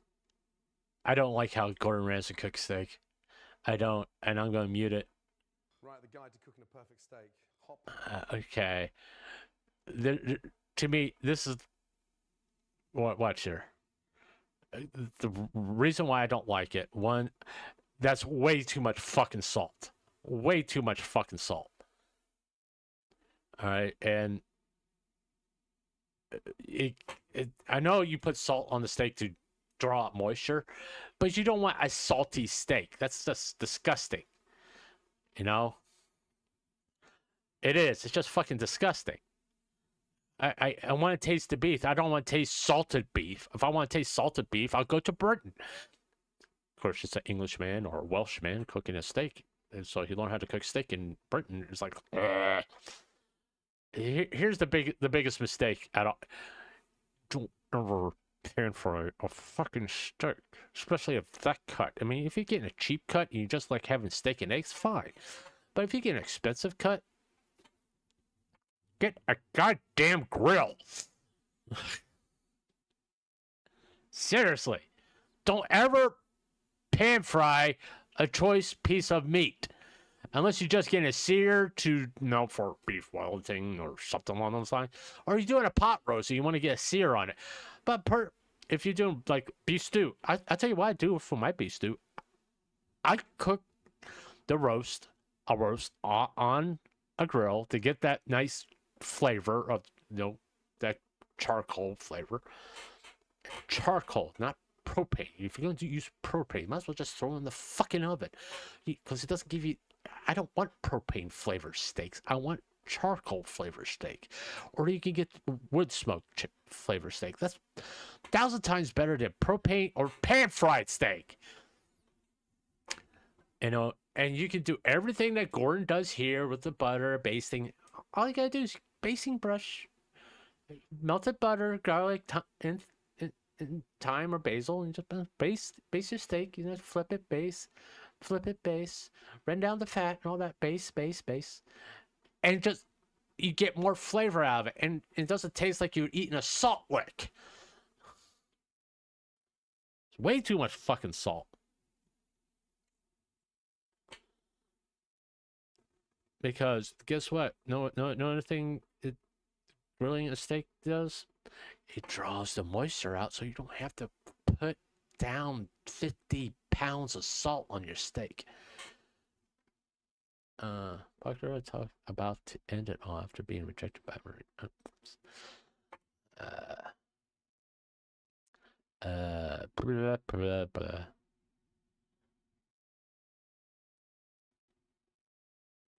And apparently, lionfishes are like an invasive species someplace, and they're like going to town on them. Never eat salt straight from the ocean. Oh, wonder why. Why can't we buy one? What? Because they don't fucking make them. Let's see what Anthony Bodo says here about biggest food scams. No. Chilean sea bass, the fish of the year for ages. Oh, it's so great. Chilean sea bass. Mushy, frozen, farm. Shit. It's not even a Chilean sea bass. It's a Patagonian toothfish that they renamed because it sounds better. But I like those oily, dark fish. Used to be called trash fish. Fresh sardines, mackerel, bluefish. Rub in a little garlic, throw them on a grill. Perfect. Another big scam. Chilean sea bass, the fish of the year for ages. Oh, it's so great. Frankly, I never had it. I'm a salmon guy, to be honest with you. I love salmon.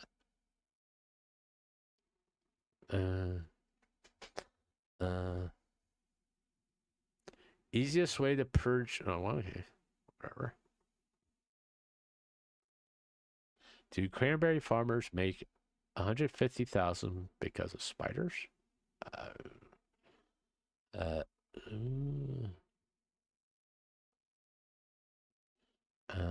Fruits that can change color when you cut them open. Do lobsters feel pain when boiled? Okay, let's see.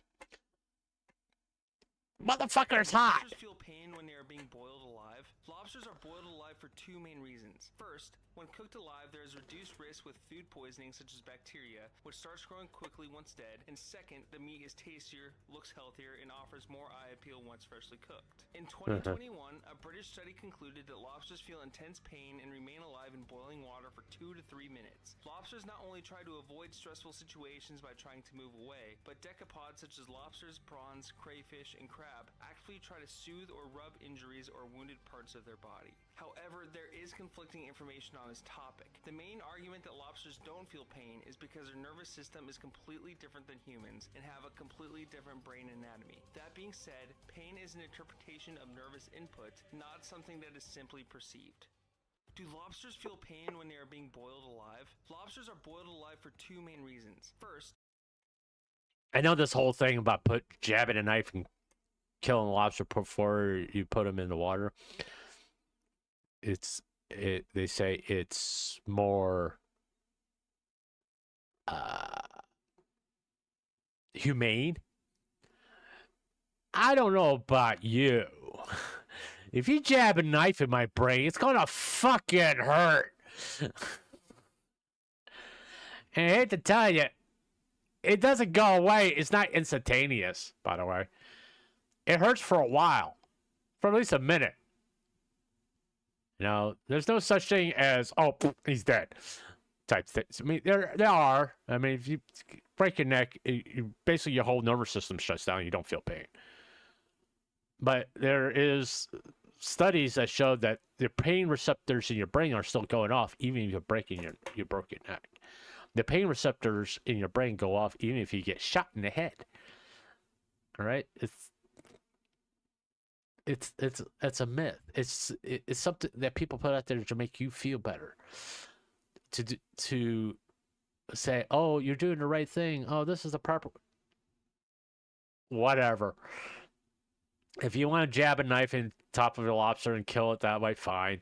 If you want just to toss it in the water and let it and boil it or steam it that way, fine. Okay, it's at a certain point, it's fucking food.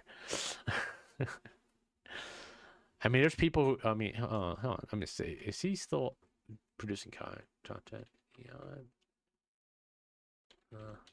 Lobster. Do we have, he's been, oh.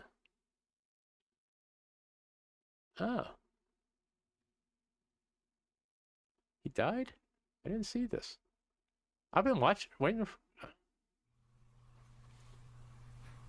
Well, friends, this is not a video I ever wanted to have to make, but here I am.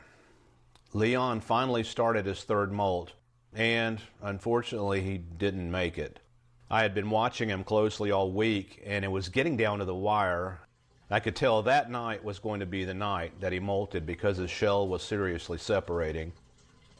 But unfortunately, his movements just kept getting slower and slower throughout the night. His shell stopped lifting, and he died. He was just not able to survive his third molt here. I've had concerns for the past few months because his molting schedule wasn't in a natural progression. His first molt here with me was in March of 2022. His second molt here was in April of 2023. So he went almost 2 years without molting again. He was finally in full molt mode here now though. A large gap was forming at the back of his shell, but for some reason he never completed the molt. His legs just slowly stopped swaying. His antenna stopped moving.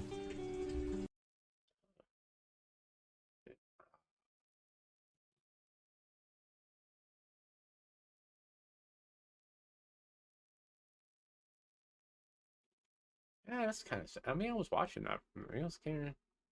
If you have, the Leon the Lobster series, I recommend watching it. It's interesting. You learn a lot.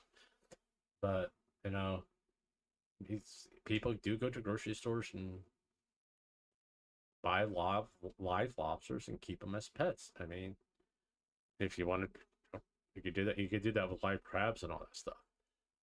But it's. So there's no real. I mean, there's no real science proving that these animals do feel pain. Okay, I'm not denying that they don't feel pain. It's obviously they feel pain, but do they feel pain the same way we do? We tend to humanize animals the same way we think we would feel pain. Oh, it's hot water. Yeah, it's gonna fucking hurt. Well, does it hurt the same way we think it hurts? Or is it a different type of pain? I'm not trying to downplay it, but what I'm trying to say is, don't go out with someone who doesn't fucking kill a lobster, a crab, whatever, prior to putting it into a pot, because unless you keep it as a pet, it's food. And not to be cruel, you're going to fucking eat it. I mean, it's like, does the shark give a shit about the human he chomps the leg off of? Not really. He's like, it's food. Granted, most sharks don't do that. But no, shark attacks, I mean, all that stuff.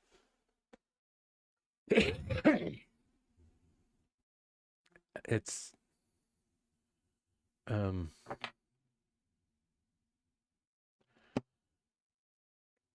just being honest here. It's not a big fucking deal. Let me get it here.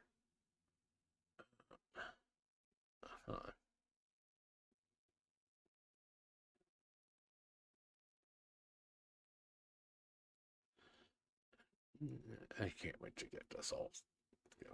I just want to know it go away.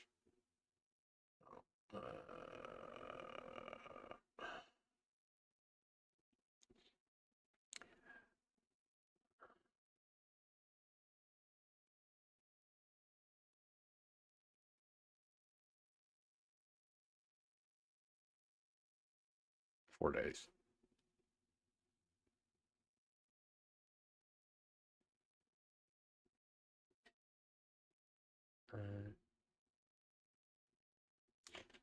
Okay. But you know, it's just be intelligent about it. I mean, it's like that steak that you eat, or that piece of fried chicken you eat, or that pork chop or whatever was alive at one point and had to die for you to eat it. And they say they do humane ways and everything like that. And now it's like we're carnivores. We're actually omnivores. We eat meat and plants. I'm not a fucking vegan. I'm not gonna say. I'm not here saying, oh, just eat plants. Think of animals' lives. Yeah, they taste good. If vegans are listening to this, no offense, but I find fish, chicken, pork, and beef to taste good, so I eat them, regardless of the health consequences. Too late now, anyway. But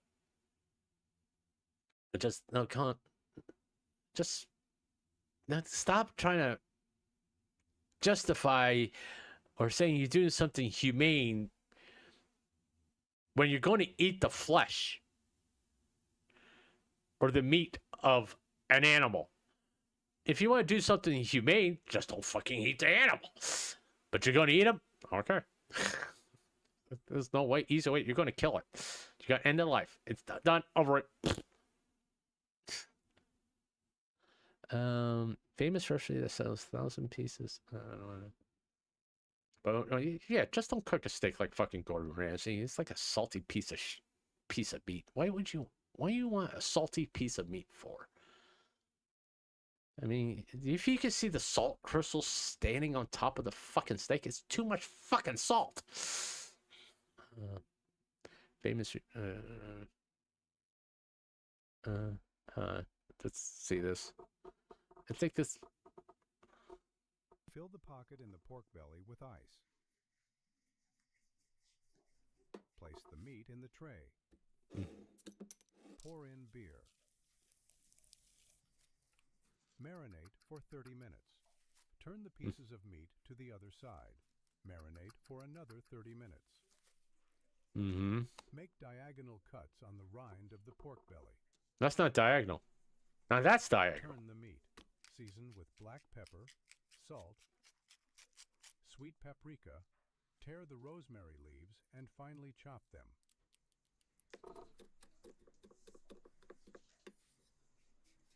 That's finely chopped? Garlic cloves. Finely chop the garlic. Cut the butter into pieces. Place on the meat. Brush the meat.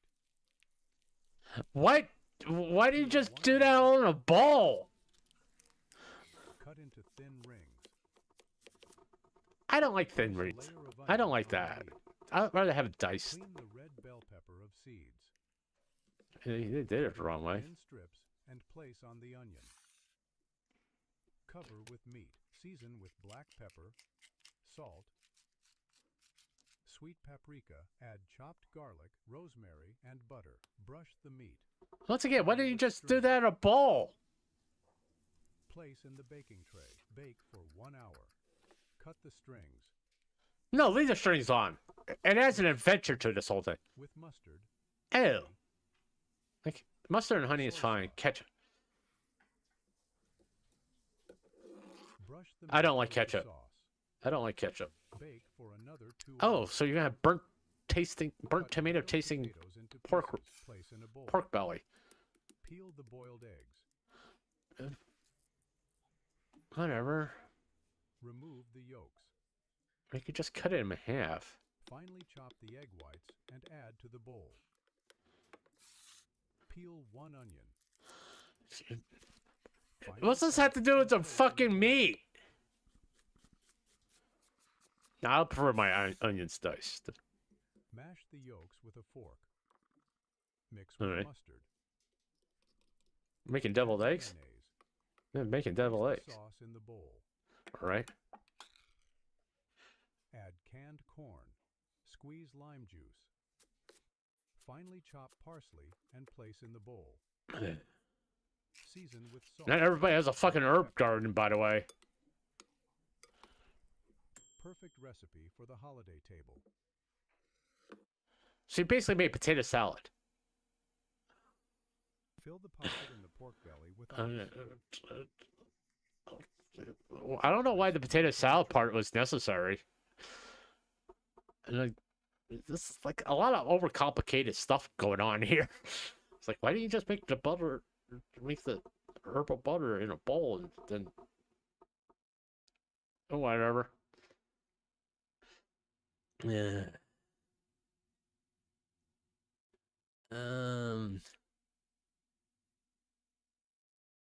I see that crush. Would you eat this? Probably not.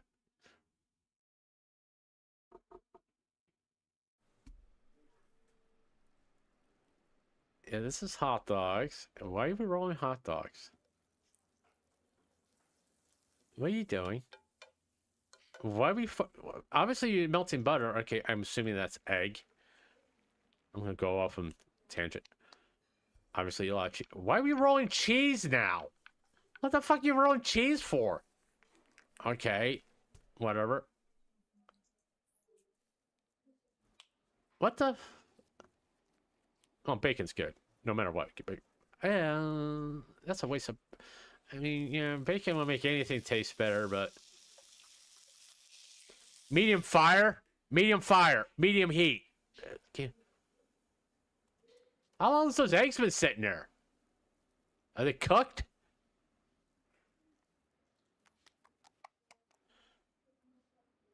That's cheddar cheese, huh? I'm gonna guess you're gonna flour and fucking fry it now.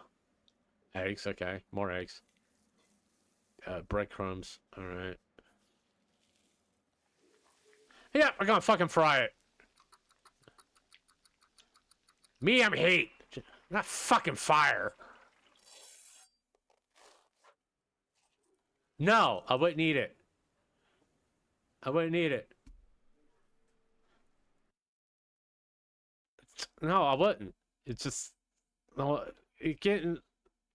overly complicated corn dog. That's all it is. With bacon. Well, like I said, bacon makes everything better. Cooking the world's most expensive lobster. Coca-Cola's best marketing idea ever. Many Americans are afraid to try this dish. What is it? Yeah, we get into the food stuff. Type of food that many Americans are hesitant to try, but in South Korea it is a popular dish loved by many and is produced on a large scale. Before entering the factory, workers must follow strict hygiene procedures and pass through a special sterilization room to ensure that no contaminants enter the production area. First, pig intestines are taken out of storage and placed in plastic baskets to thaw. While waiting for them to thaw, the workers prepare the marinade.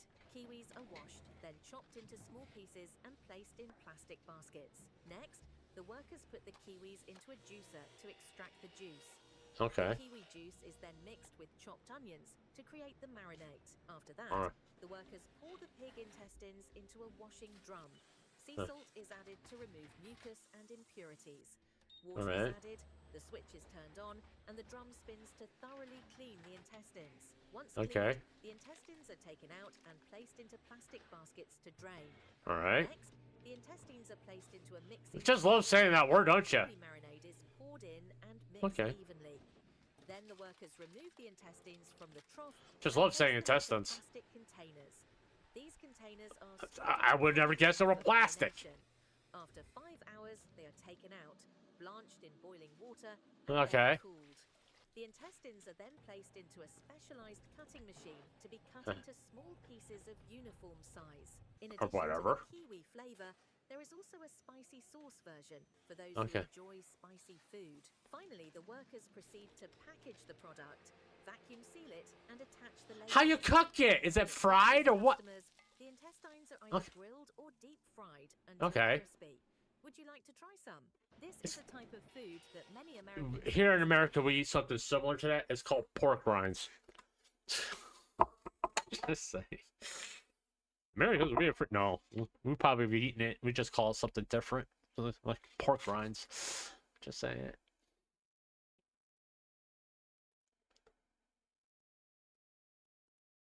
Let's see. But Japanese does this and it shocks every tourist. What? Once a kid can't. Well, because he overpriced himself. Salt Bay. Yeah. Well, let's go toss the salt like I'm a fucking flamingo. I mean, Jesus Christ. I never got to understand why it was so, like, he was, how Domino's almost got banned in the U.S. Other than having shitty pizza.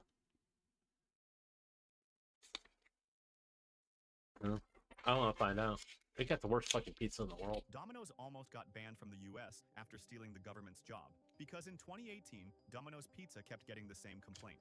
Pizzas were arriving ruined and disfigured, and delivery drivers blamed one thing: terrible roads. So instead of blaming their staff, Domino's did something insane. They launched a campaign called Paving for Pizza, saying bad roads shouldn't ruin perfectly good pizza.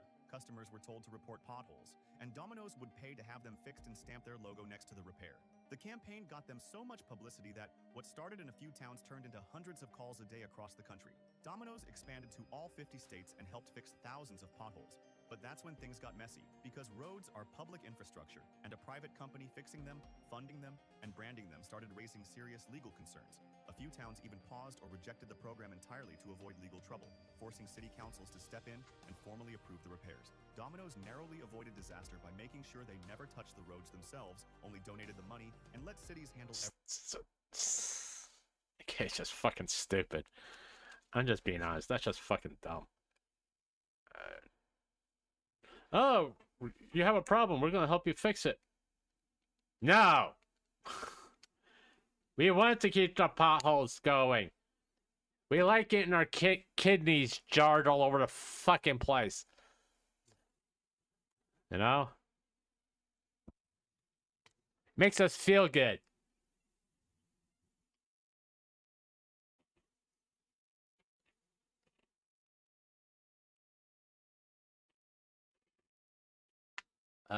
Raising the stupid idea that made millions. Well, that was Raising King. If you ever have a chance to eat our Raising Kings, I think that are mostly in the Northwest. I'm sure some moron's gonna try to franchise that restaurant all over the place and totally fuck it up, to be honest with you. But their sauce is really good. Burger King lost so much on these. Okay, I'm interested. Burger King once launched fries so expensive, it shocked the entire industry. Because in 2013, they introduced something called Satisfries, and they were convinced it would change fast food forever. This wasn't just a new side item. It was marketed as a breakthrough fry with 40% less fat and 30% fewer calories than regular fries. Same taste, less guilt. A healthier future for fast food. Burger King rolled it out nationwide. It wasn't a small test. It was positioned as a major innovation and a smarter alternative to traditional fries. But customers weren't impressed. They cost more than regular fries, the name sounded strange, and people didn't go to Burger King for diet food. Sales were weak almost immediately. Within about a year, Satisfries quietly disappeared from most locations. And that healthier fry experiment became one of Burger King's quickest menu failures. Burger King once launched fries so expensive, yeah.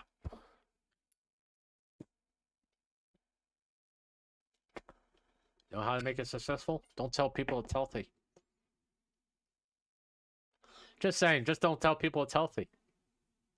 Tell you it's twice as fatty as everything else, and then, oh, by the way, about a year later, oh, you'd be eating healthy. Well, how long it would be until they notice what? What'd they do? I'm not sure if this customer is doing something illegal or just found the most genius loophole. Not a ton of people know that we actually have a catering menu. However, most of our catering orders are for holidays or like corporate events. We have this customer that comes in once a month to place a hefty catering order for the company he works for. I mean, he typically spends about $200 each time just loading up on the mac and cheese pans, okay? Well, yesterday he came in and I was just assuming that he was gonna place another catering order. However, he ended up just placing an order for one mac and cheese bowl. Once it's time to pay for your mac and cheese bowl, we have to put in your phone number, so one, we can text you when the order is ready. Okay. Two, the rewards points will be added to your account. Well, when I went to go put in his phone number, his points popped up on our screen, and let me just tell you, it was an ungodly amount, okay? And I'm not talking hundreds of points, I'm talking like 12,000, okay? I literally have never seen someone with this many points before, so I asked him how he was doing it, and he said that even though he's using the company card to place the catering orders, all of the points are still going to his account. I'm not sure if this customer is doing Smart. something illegal or just found. It's not illegal. I mean, if you're like in charge of picking stuff up, you ring it to your phone. I mean, hey, because you're not getting paid anything extra to go pick up fucking food. You know, that's part of the job. No, it ain't. Because he eats other fish. Protein, I think they're called. Let's see what else. What else we got here? So that's her pizza. Well, it's a Little Caesar thing.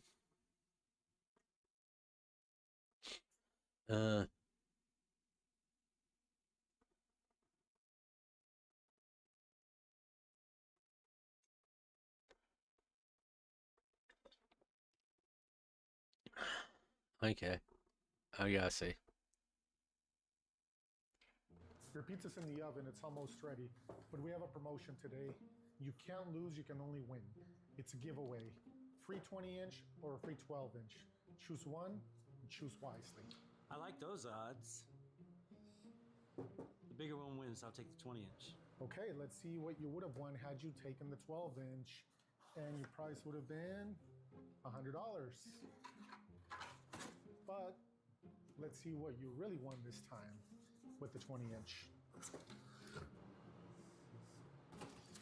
There is nothing in there. I thought you said I couldn't lose. I just lost. You didn't lose. You won a big, beautiful box. And your pizza's ready, so it'll be $18.45. Your pizza's in the oven. It's almost ready. But That's where watch this again. You can't lose. You can only win. It's a giveaway. Free 20-inch or a free 12-inch. Choose one. Did you catch that? He didn't say a free 20-inch box or a free 12-inch box. He said a free 20-inch or a free 12-inch. Then you can infer that it's a free 20-inch pizza. So you kind of open yourself up here to somebody getting really pissed off and getting a lawyer say, you owe me a free 20-inch pizza. That's the reason why you gotta be careful with what you say. I know it's just a fucking bit, but still. Just be careful with what you say. You could say, hey, you can't lose. Pick a box. It's free, you know. Whatever. If someone comes up to you, always go with the smaller one, because this is like...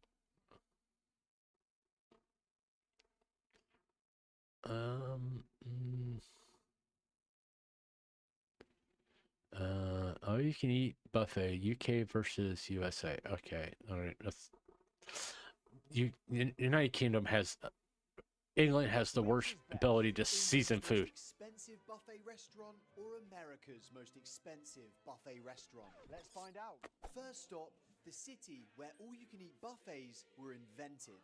The Bacchanal Buffet. Back when Las Vegas created this restaurant concept, it was just $1 per head. But now, Caesar's Palace is home to Vegas's most expensive buffet. And at $85 each, you'd think that would be the biggest shock of the day, but you'd be wrong. before we were allowed to enter, we were asked to leave at least a 20% tip, which is confusing because I haven't had any service yet because I haven't eaten, and it's a buffet, so I'm serving myself. So I'm not sure where my tip has gone to. as we sat down, we were given a strict 2-hour time slot and told soft drinks were included. Also, the chair sizes in this place really cater for how much weight you could potentially put on. They're massive. Some of the highlight dishes, the seafood, there was lobster, huge prawns. Freshly griddled tacos. There's a pizza station, a Chinese station. Roast dinners halved in front of you. There was an entire stall of desserts that took me about 5 minutes to walk around. But the most unusual thing, I've just found salt and pepper frog's legs. That's unusual. Not bad. As we waddled out, it was undeniable. The US knows how to do buffets. But there's one place in the UK that will give this restaurant a run for its money. Do you think you know where it is? Which is best? England's most expensive Place they actually invented. They actually have seasoning. I'm sorry. England has the most. English food is about the most blandest food ever. It's like, do you guys even understand the concept of salt and pepper? Much less garlic and onions. Like, come on. Solo dinner at a struggling. Okay.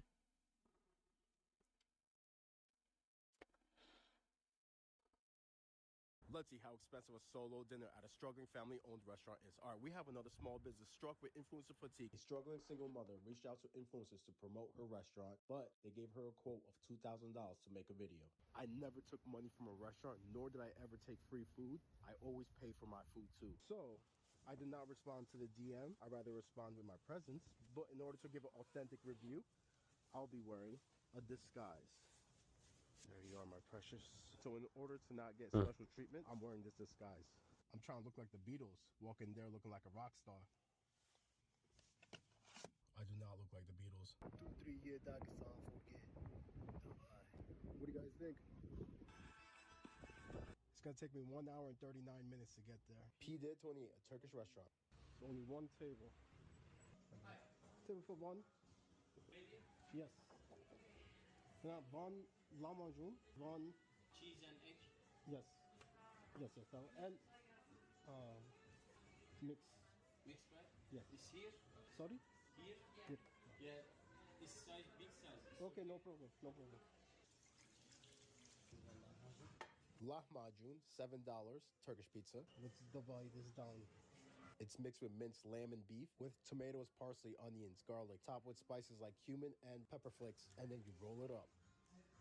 Remember the rules for family restaurants. We're rating from 1 to 5. This is a must to smell.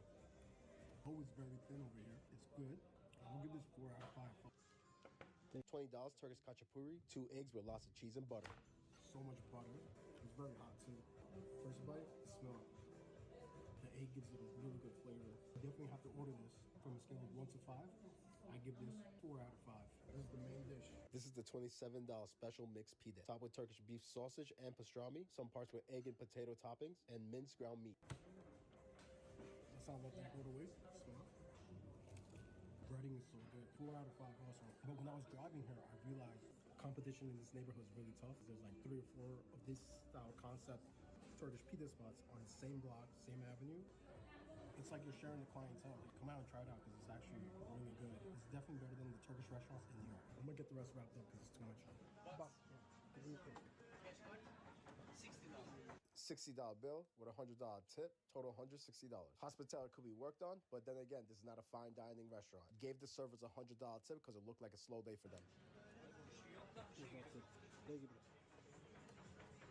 Let's see how expensive a solo dinner at a struggling family-owned restaurant is. All right, You know, good he did that. I mean, apart from the video, I mean, yeah, promote like family-owned restaurants. It's like if I can find a really good family-owned pizza place, which they call them white box pizza places, where they make everything in-house, including the fucking cheese, by the way.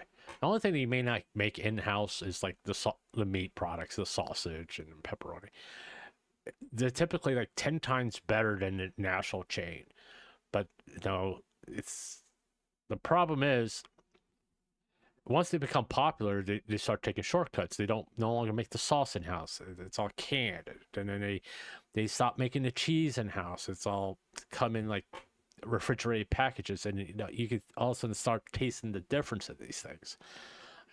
Yeah, we have become a food review. Grumpy giving advice on food.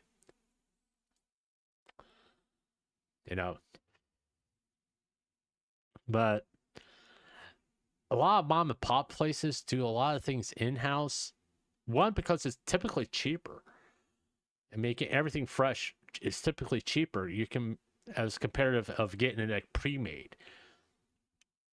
Also, you get the idea that they actually care about what they're serving you. It gives you that what they call the home style feel. Is that home style feel is everything's made fresh in the kitchen. All right. It's like the difference in homemade macaroni and cheese compared to a box macaroni and cheese. It's kind of like I'll take homemade every time. It's better than the red powder stuff that you get. Red or orange or slightly, red or orange is this is what? What did you do? Oh no. If you guys remember a couple videos ago, I came to this building to do a food delivery and they told me I'm banned. Well, I'm back. I'm just gonna call the customer and have him come outside. This is my 8th call to the customer. It's safe to say they're not gonna pick up. So I'm just staring at the people who have banned me through the glass. So it's either I walk in and get yelled at, or I'm gonna have to wait for a random person who's walking into the building and ask them if they'll take the food inside. Hey, excuse me, could you do me a big favor? I'm actually banned from this building. I'm doing a food delivery. Do you think you could just put the food on that shelf over there for me? You can let them know. They can come grab it. All right, that's fine.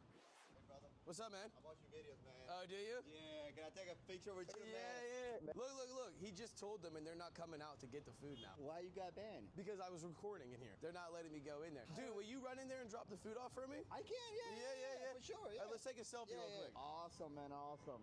That's amazing, dude. Yeah, for sure. Yeah, dude. So all you have to do is go past the desk. To the right, there's a shelf. All right, cool. Yeah, just bust it in. I can understand why you got banned. When you go into a place of whether it be like an apartment building or a business, you're supposed to ask permission if you can record. You just don't go in there and just start recording. You ask permission if you can record. Right? It's not a given. It's not a public space. It's not like you're walking down the fucking street. I mean, there's even some places, some countries that even if you're walking down the street, you're not allowed to record. Japan's famous for this. You're not allowed to record people walking down the street. If you do record them, you have to digitize their face so you're not showing their face. It can get you into serious fucking trouble in that country. And it's all about respect. Just don't go walking into some place and start fucking recording. What's this? Oh, by the way, I'm very particular about pizza, but homemade in the back, guys. Every day making it homemade. Video coming soon, I promise. Guys, just like they keep putting the delay on the GTA 6, we're gonna keep delaying the Fresh Mutts video. There you go. But Chris, look at this, fresh mozzarella right on the foundation. Hit it with an even distribution. Guys, the homemade fresh mozzarella on the pie, it's a different flavor. It's a different yeah. The cheese, the way it melts. Chris, yeah. This is the way Nono Pita's been doing it. We've been here 60 years for a reason. Guys, we're not gonna start changing things up. That's how you lose customers. That's how businesses go down over the years. You got to stay consistent. You got to do everything the right way, or you don't do it at all. Exactly. It's only right. All right, Chris, I got the fresh mozzarella laid down, so what I'm gonna do is, with this margarita sauce, I'm gonna just put a couple more dots. I like to put 4 in a row, hit it with a nice even distribution. Right on the foundation. Chris, next zoom into this. Pecorino Romano, right off the block. Guys, there's a block right here. Come on, nice little chunk we use to shave all fresh. There you go. What I'm gonna do is I'm gonna just hit this with an even distribution. I mean, I like it. Chris, cup and chopped pepperonis, only the best, bro. The best ones. Exactly, bro. Hit this with an even distribution. It's obviously in New York or New Jersey. Because, guys, they're thick. You don't need too many. And you know what? If you don't space them out even enough, they never curl up and they never cook the right way. See so many places, they stack them up on top of each other. Guys, come on. It's not the right way to do it. Is this guy's ready to go in? Right there. Chris, for that guy, give it about like 7-8 minutes. We'll take it off the tray, cook the bottom. I'll show you when it comes out. All right, Chris, let's check this guy out. Should be ready to come off the tray. There we go. Chris, look at that thing. Chris, with our Sicilians, as you know, obviously you got to take them off the tray halfway. Because look at the bottom. It's not as dark and not as crispy as you want it. So you take it off like another 2 minutes, you crisp up the bottom, and then we'll come back to it. All right, Chris, let's check this out. Should be all set. Wow. Are you kidding me, bro? Yeah. Look at that thing. Put this guy down on the tray. Chris, zoom into this crunch, bro. Come on. Are you kidding me, bro? You hear that crunch from 4 blocks away, bro. All right, Chris, next. Can't be the sweet ricotta pie without the ricotta, obviously. Guys, I like to put 2 dollops on each just to get that nice coverage, you know? Chris, next, Mike's Hot Honey. It's only right. Nice even distribution on top. That's a lot going on in this pizza. Chris is going to be the most famous cameraman in the world. Chris, sweet ricotta. Look at this thing. No flop jalaps. Pepperoni cups, fresh mozzarella, ricotta cheese, Mike's Hot Honey, basil. Guys, where you getting a slice like this? Guys, nowhere. Are you kidding me? Fresh mozzarella, homemade in the back. Hey, it does look good. I'm not saying it doesn't look good. It's just like, hey, it's like Chris. I can say Chris is going to be the most famous cameraman ever. Chris. Just saying. It does look good. Most insane. Come on.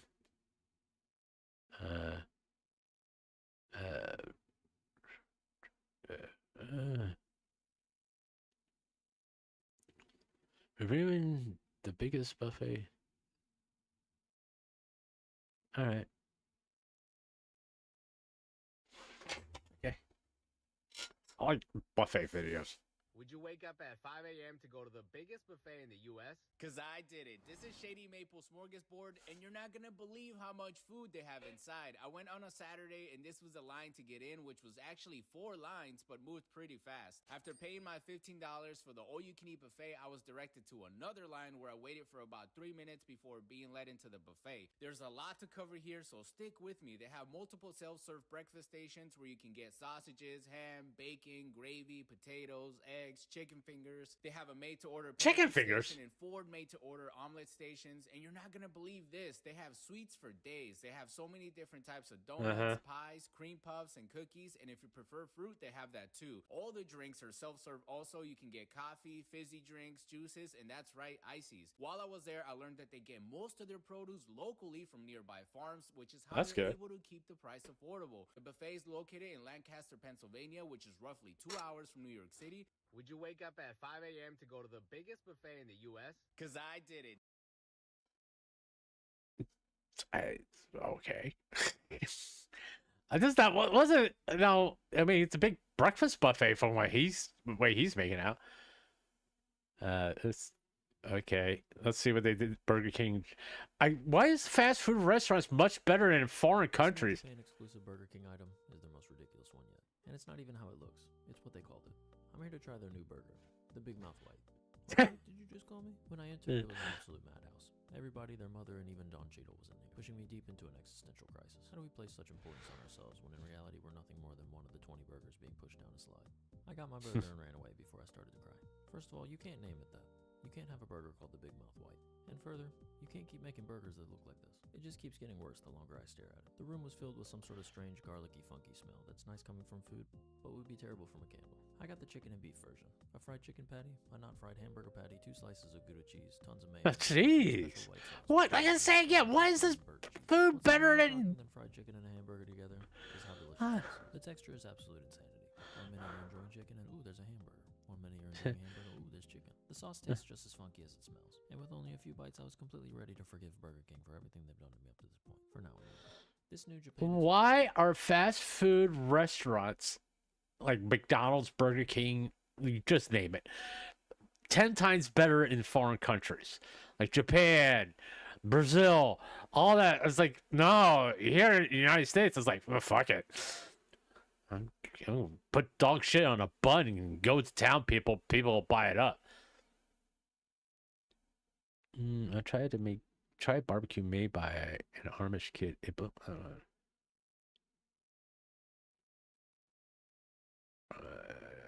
Okay. Addressing my haters, but okay, let's see. Go ahead. Tell me that's overcooked. A lot of people in my comments recently telling me I got overcooked steaks. People don't realize those aren't steaks for me. I'm cooking for a lot of other people. So let's make a steak the way I eat it. Let's go.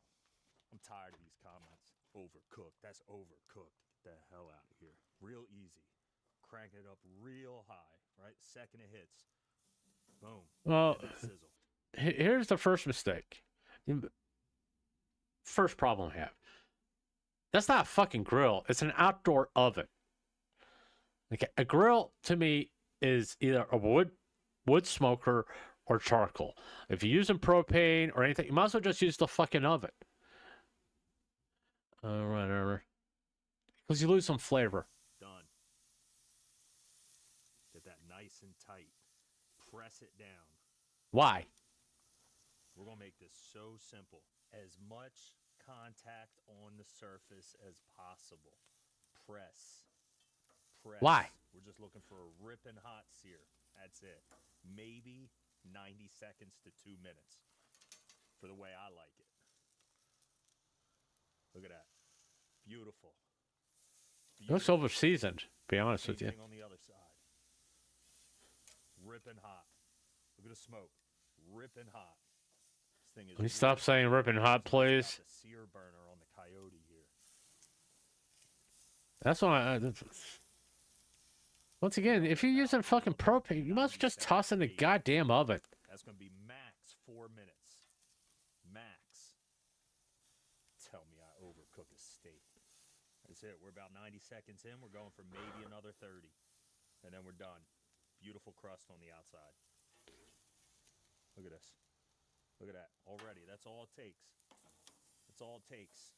Minimum amount of time. Uh-huh. I don't need no temp gauge. I don't need to check the temp. That's it. We're done. Beautiful. Beautiful. Done. Let's bring this right back to the cutting board. Sit that right there. Look at that crust. Look at that crust. I'm looking at the snow. Every steak I post is a steak I'm eating. This one, I'm eating. Why are you doing that? Why are you doing that? Why are you doing that? Don't do that. Don't do that. Don't. For the love of God, stop. For me. That is how I eat my steaks. Blue rare. Go ahead. Tell me that's overcooked. Get out of here. Love y'all, though. I hate rare steak. Medium rare. Medium rare. Medium rare. You know? Medium rare. This has turned into a food short review. React. Aussie lemonade. Right. Okay. Double meat versus extra meat. What's... Okay, it's just a stupid title, but I need to understand what they're talking about. I got this awesome phone order at number 99, double meat, add pepperoni, and extra cheese on top of the already extra cheese that comes on it. This is like a boss order, all right? Me and this guy, we're the same breed because this is something that I would eat, okay? And he got double meat. And it made me think about the time this one guy ordered double meat and I actually charged him, you know, double meat. And this guy got mad when he saw the price because double meat is an extra meat charge twice because double meat is 100% more and extra meat would be about 50% more of whatever already comes on it, right? So I gotta ask y'all, when you order double meat, do you actually mean 100% more or do you in reality mean extra meat? Because 95% of the time in my experience, Yeah, pickles. double, but they actually mean extra. I got this awesome when I say double meat, I don't think I ever said extra meat. I always say double. No. I never hear.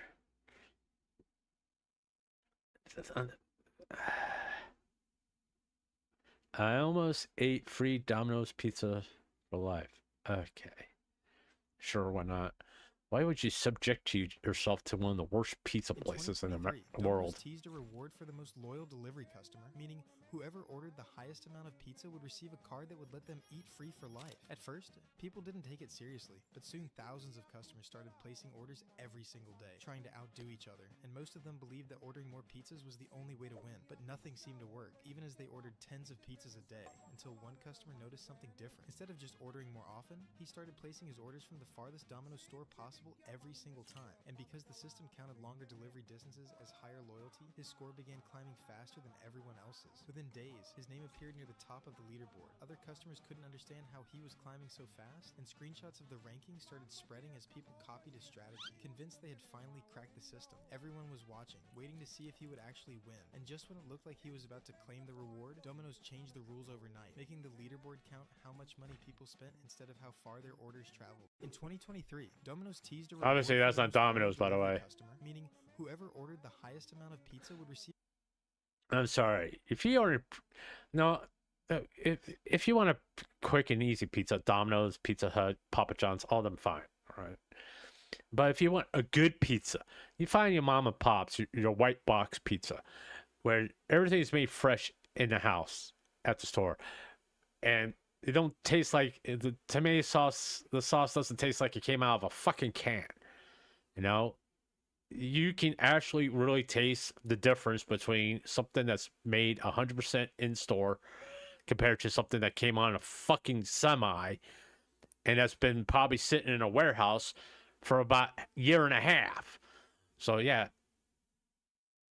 I mean, Papa John's at one time was like my favorite pizza place because all you could taste the difference. Then they just went fucking bonkers. All canned, all processed, and all that stuff. It's like, oh, come on. Epic garlic, epic stuffed crust pizza.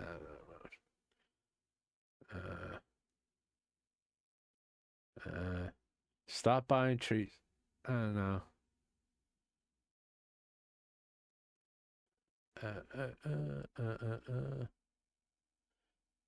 Beat the buffet.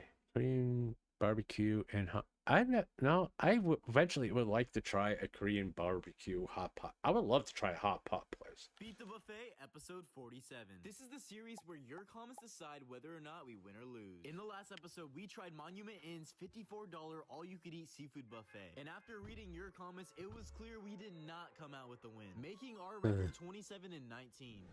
Today, we are back at K-Pop for their $39 all-you-could-eat. But since today is my birthday, it's actually free. I want you to take a guess. How old do you think I am? But back to the buffet. 120. Tablet with a bunch of options to order food. And what's cool is they have barbecue and hot pot all at the same table. But we placed our orders and went over to check the sauce bar where they have like desserts and sorry, brain fart. But I made my special sauce, which is as good as it looks. But back to the table, because without further ado, let the challenge begin. Also, I'm not sponsored by Pepsi, but if you want to sponsor me, just let me know. Round number 1, we have their premium ribeye Okay. steaks. And we put a beautiful sear on the outside and we cut it up so, you know, it's easier to eat. But we dip that, Johnson, in that spicy chili oil sauce. Now, one of my favorite All right. combos is to take the kimchi and just wrap it around that beef, and it's so good. It does look good, you know?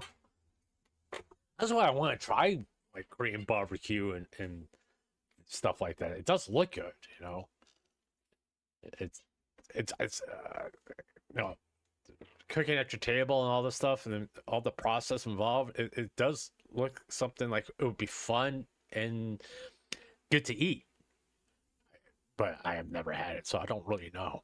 And then we took a big bite of the rice. Nope, we're not falling for it today. But I mean, a little bit of rice didn't hurt nobody. Round number 2, we're moving on to the hot pot. Because we just, I don't know what types of meat this are. I mean, I think it's beef belly, beef brisket.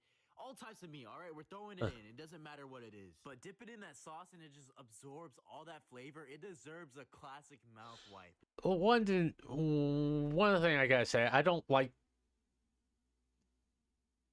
It's like when you see people dip lobster into butter or whatever type of stuff and it's like, they gotta make it go over a fucking place or we're just gonna pour it all over a fucking lobster.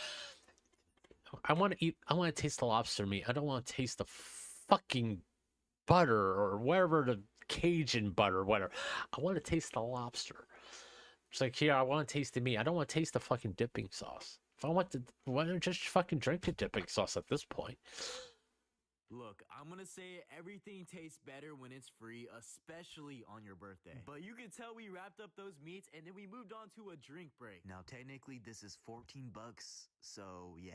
But for round number 3, we have some snow crab legs, which we threw into the hot pot broth. And what's great is at the same time, on the barbecue grill, we grilled some pineapples. That's what's so great. You could cook things. Grilled on the pineapple's grill pretty good. while also cooking things in the hot pot. Now, I overcooked these snow crab legs, but they were still pretty good. But now for round number 4, we have octopus. Yes. That is octopus. Now, honestly, I don't think it's that weird. I feel like it's just like eating calamari. I mean, the texture and the flavor is Octopus very is similar. calamari. But to make this a really weird combo, if you couldn't tell by whatever I'm doing right here, yes, this is cow tongue. And if you couldn't tell by my gestures, I really enjoyed it. But then I took a quick mental break. And then for round number 5, we had their spicy pork belly, which we had to cut up because it was really, really long. Like, I felt like I was playing Slither.io. Is that thing still even a game? Now, what I'm eating here is actually something I grew up eating, and it's congealed pork blood. Now, I didn't know this was going to happen, but look at this. Happy birthday to you. Yep, that's right. They were singing happy birthday. They brought out the mascot. It was a great time. And they brought out this pretty good crepe dessert thing. But after that, I was really stuffed. I cannot eat anymore. But who won? Me or the buffet? Beat the buffet, episode.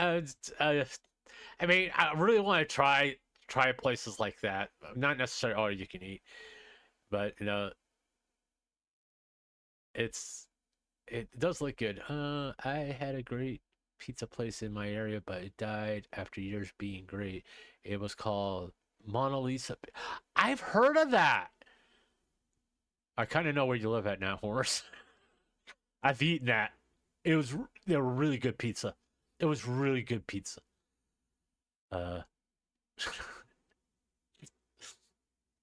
I've eaten it. I was in your neck of the woods at one point when I was on the road for doing cable installs.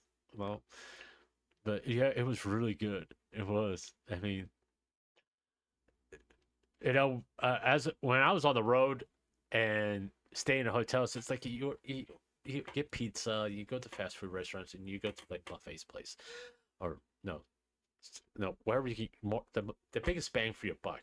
Okay, and then you start trying. And that's like if you're there for more. If you're going to be there for more than a week, you find the mom and pop places to go to, because you don't want to spend a whole bunch of money, but you want to spend your money on something that you're actually going to fucking like.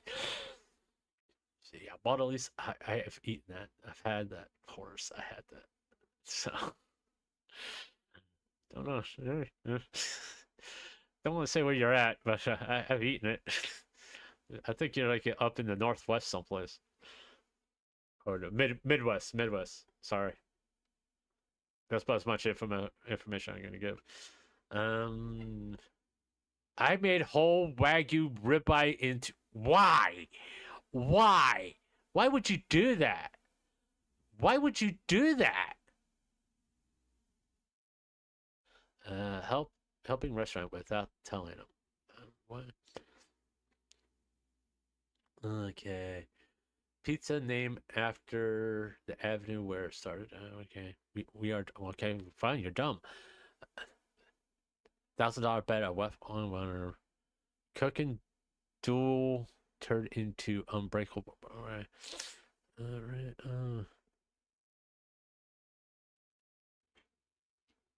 Okay. If you ever go to Waffle House, just let you know that it's like everybody knows this. When you're into a Waffle House, looking at Waffle Houses in town, there's always like the bad Waffle House and the good Waffle House. It's just like same thing like Golden Corral. There's the good Golden Corral and the bad Golden Corral. You just got to find the one to like. Usually, you look for the one that has the most people in it. That's how you find the good ones. But it's the same token.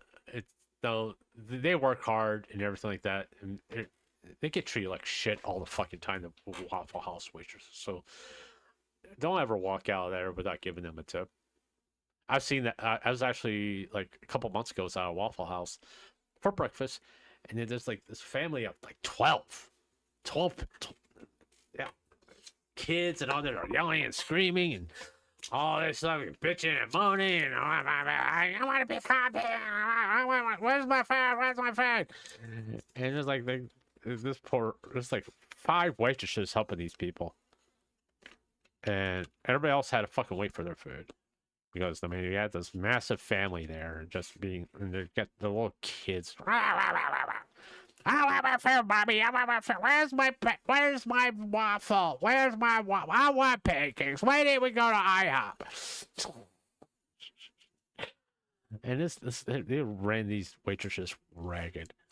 And I'm just saying, it's like, why can't you just like be kind of respectful? You know,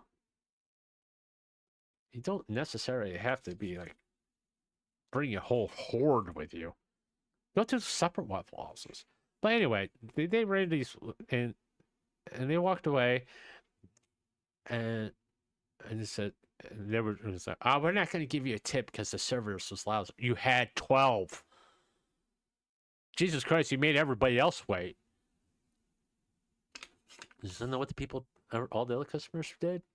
I said, it's like, man, everybody, ladies, don't worry about it. We'll tip you because we saw you work hard. They just don't appreciate hardworking folks. So don't worry about it. We'll make it up. If it was a single person, typically if you go to Waffle House, you're by yourself, you tip about $5. Everybody doubled the chips. So it's just like, fuck you. Where's my waffle?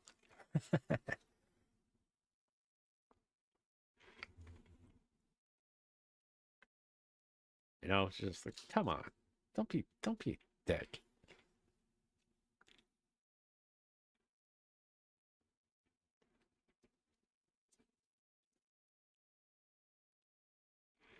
Yeah, I'm rolling a cigarette. Give me a minute. I take too much food and leave it. Wow, Waffle House.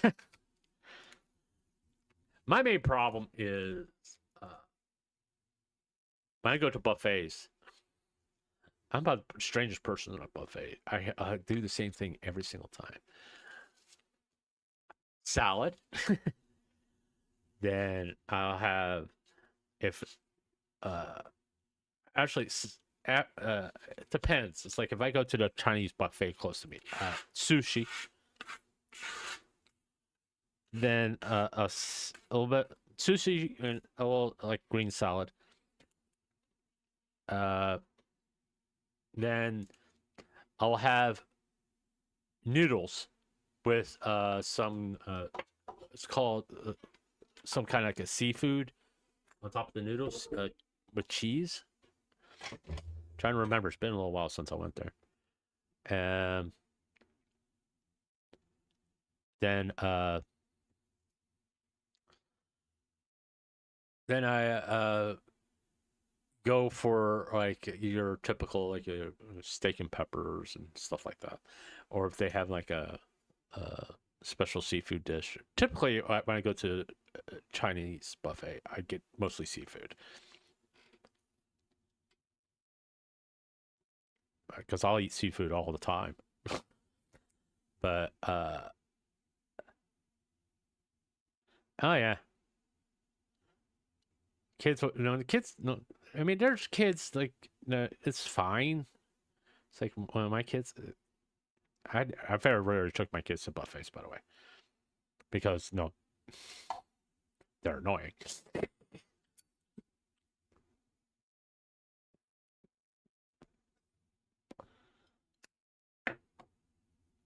They're annoying that the fact that the other parent that was involved didn't do jack shit. But we didn't eat out very much because we were poor. I talk about when my kids were young, we were poor. I cooked mostly at home. But it's back to the buffet. Then I would get my entrees, wherever. If it's like at Golden Corral, it's salad, and I'll do 2 rounds of entrees. I mean, because I don't get big portions. You know, I'm not one of those people that you see get to the buffet and it's like they have a mountain of food. It's like, dude, the fucking buffet's not going any place. They don't need to heap shit on. Take your time. Just have a spoonful, you know? Boop, potatoes. Boop, gravy. Whatever. You don't need to go. Okay, I got 15 pounds of potatoes now. Oh, 10 gallons of gravy on top of those potatoes. Come on. It's like the buffet's not fucking going anyplace. It's like people that constantly come up and say, I want 4 or 5 pieces of steak. Just slap the whole fucking steak on my plate. No. I saw some. Can you give me half of it? No. You can come back. It's not going anyplace. This guy literally just looked at the guy. We're not close. It's 4:30. We're not closing anytime soon. We're open until 10 o'clock. You can sit here and literally eat until 10 o'clock if you really wanted to. This is not a Golden Corral. The guy just looking at him going, what the fuck? I just don't want to walk back up here constantly. Fuck. It'll do you some good. Helps the food digest. Then I would get my, a dessert. Or some little bit desserts. No, I don't go crazy at buffets. I don't see the point. No.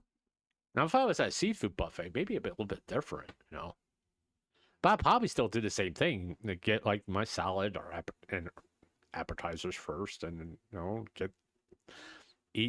get main courses. And it's like a seafood buffet. I'm kind of like, okay, I know I'm gonna want lobster and crab and all that stuff, but I'll get the main lobster, eat that, then I'll move on to the other shellfish. I mean, I want clams and all that stuff.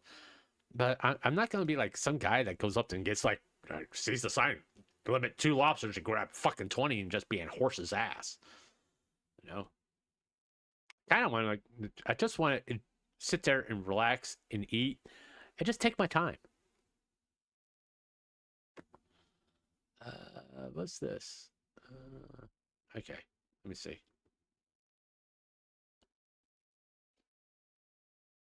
Trying restaurants that ask me to come out and showing up without telling them. All right, let's go. So I recently got this message from Stomp's Burger Joint and they asked me to come out for an honest review. So I did exactly that. Only I didn't tell them I was coming. So let's head on inside and see what they got. Did I do the big steak combo? Philly cheesesteak, a drunken dog, Texas rattlesnake eggs, and Jesus Christ! And then the cinnamon toast crunch cake. God damn. Okay, so I just placed my order and I saw this brownie right here. So I kind of want to order it. That's not a fucking order. That's a catering order. I mean, how many people is he is going to eat this? I have a system 3 to 4 plate per week. Yeah, that's about good. That's about what I do. You know, I mean, I just break down. It's like if I was like, if you go to a regular restaurant, I mean, the first course you get is a salad or appetizer, then your main dish, and then dessert. You know, it's 3 to 4 courses. I mean, don't go fucking hog wild and don't get a fucking plate that looks like you just took one of the Rocky Mountains and just put it on a plate. Just saying. So I might go back up there and order a fried brownie. I mean, this place is pretty nice. All right, we finally got the food, which means that the disguise could come off. Okay, right here we have their most popular item, which is their big steak combo, which is like this 1 pound burger. I'm so happy. Hold on, let's go back. I want to take a good look at that burger. Good, it's not a smash burger. Okay, this whole smash burger thing, I fucking hate it. It's like, why you smash? I want a hamburger, a patty. When I bite into something, it doesn't feel like I'm biting into cardboard. If I want a fried burger, well, I guarantee there's some place that actually makes a burger like that, flours it, and puts it and deep fries it. So I'm sure that's going to be at the next state fair. Deep fried cheeseburgers. This 1 pound burger, and it comes with fries and everything. I don't even know what is all this. It looks like Philly cheesesteak meat. It smells really good. This costs about 17 bucks. Oh my gosh, that's a fat one right there. Person, let's see if we get our mouth around this one. Would help if you actually sat down and eat it. Seasoned pretty well. All that Philly cheesesteak meat on top. Pretty good, not bad at all. And it also comes with these fries right here. These are my type of fries right here. All right, well, what is this? How did an onion ring get into our order? Like I said, they also have hot dogs, so they have like everything on the menu apparently. And this is their hot dog right here. It looks like it's almost like fried. Yeah, it looks. It's literally fried. Look at this. It's like a Don't do that. hot dog. Let's try it out. Yeah, okay, whatever. Just fucking eat it. Super meaty. Tons of that sauerkraut. I love meaty hot dogs, so this is hitting the spot. And I love the bacon on top. That's a pretty good hot dog. On to the next item. That one was a little bit spicy, so we're gonna wash it down. This is a cinnamon toast crunch shake. It does have that cinnamon flavor, similar to cinnamon crunch. Well, I certainly hope so. It does have that cinnamon flavor, but it's like a bit chalky almost. I love. That's because they put the cereal in there, dude. I am praying that this is good. It is like falling apart, like a lot though. I would say this needs to definitely be improved if they want to keep it on the menu. It's not bad. It's just not something worth getting here. I think I would rather go here and get a burger. I mean, they are a burger place though, so. Okay, this I am pretty excited for. This is their fried brownie, and it comes with vanilla ice cream. So apparently they take a brownie dessert, they batter it. Why don't you sit down and eat this shit, please? They said their fried brownie is really good. So let's try it out. Let's see if it's actually worth 2,000 calories. That is definitely a deadly combo. So it's pretty good. I'm gonna go finish the rest of the food now. And if you want to check them out for yourselves, they're located in Webster, Texas. Trying restaurants that ask me to come out and showing up. All right. Why don't you just sit down and eat? That's the only question I have. Why don't you just sit down and eat this food? You look like you're having so many problems. Just say, you look like you're having so many problems eating it. Like we're $150 2-foot pizza. This is the big Texas Twinkie Smash. That just sounds wrong. The Texas Twinkie Smash Burger. Once smash burgers are a crime against humanity. I'm just saying that now. A smash burger is a crime against humanity. I don't understand why you're smashing all the juices out of the fucking meat. I don't get it.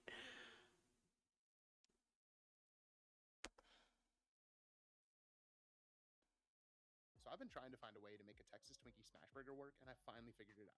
And this is honestly one of the most flavor-packed smash burgers I've made this year. Oh my god, that's got so much flavor. And you all know I love using cream cheese on some of my smash burgers, but I finally decided to make some smoked cream cheese, which is going to be perfect for this one. So we're going to put it in the smoker, and in the meantime, we're going to bust out some Texas Twinkie patties from the sausage box. So just like any of my smash burgers, we're going to form these into 3 to 4 ounce balls before.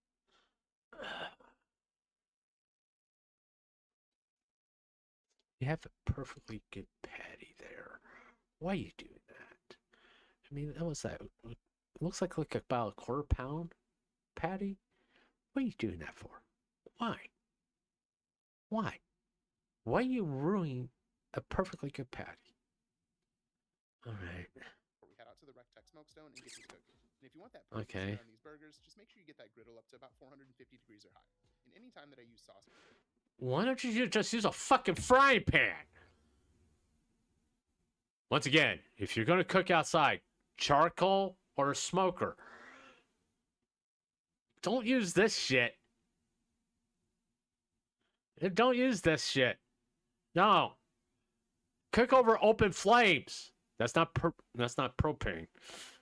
No, worst comes worst. Clean up the wood debris in your yard and just make a fucking campfire. Meat to make a smash burger. I like to sear one side and flip them over before smashing. It's just gonna help prevent it from sticking. What? After we get them smashed.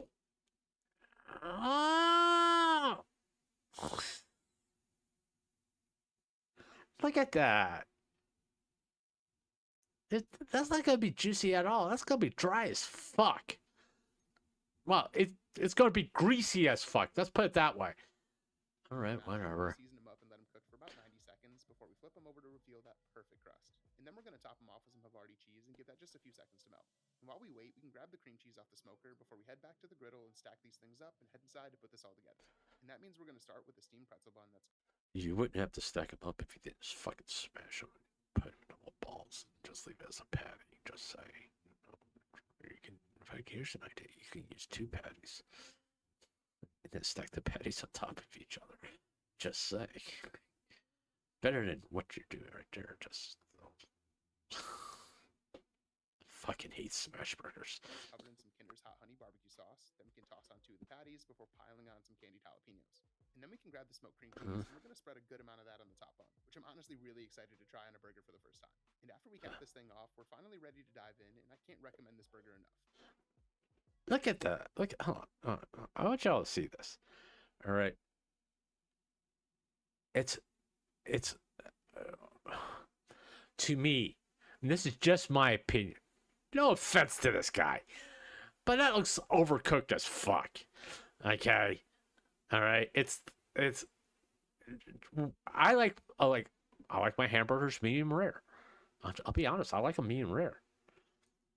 I don't like brown hamburgers when you take a bite and it's brown, because to me there's no juices, there's no flavors, there's no beef taste. It's all seasoning. If I want to eat a whole bunch of salt, pepper, and I'll just toss that on a piece of bread and eat it that way. Okay, but Jesus, that's the problem with smash burgers. It's just. So I've been trying to find a way to make a Texas Twinkie snack work, and don't stop this fucking trend of smash burgers.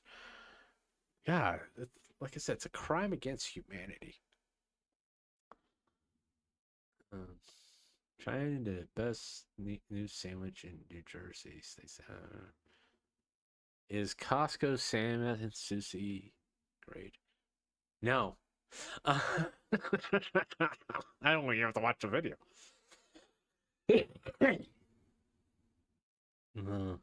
U.S. tacos versus Mexico. Okay, let's go for that one. That sounds interesting.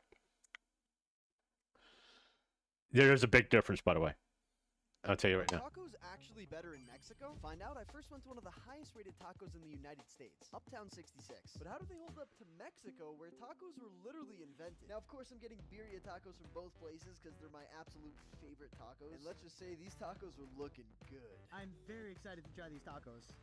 Crispy, cheesy, the meat is cooked to perfection. These have to be the best birria tacos I've ever had. I'm super curious if it gets that much better in Mexico. So I hopped on a flight to Mexico to really put this to the test. And when I landed, I pulled up to Birria Los Hierros, one of the most famous birria tacos in all of Mexico. So I placed my order and they immediately started making them, melting cheese directly on the grill before placing in the beef and revealing that beautiful cheesy crust. Now already it looks like they loaded it up with way more cheese and beef than the last place, but let's see about the taste. Obviously I dipped them into consomme and after a bite...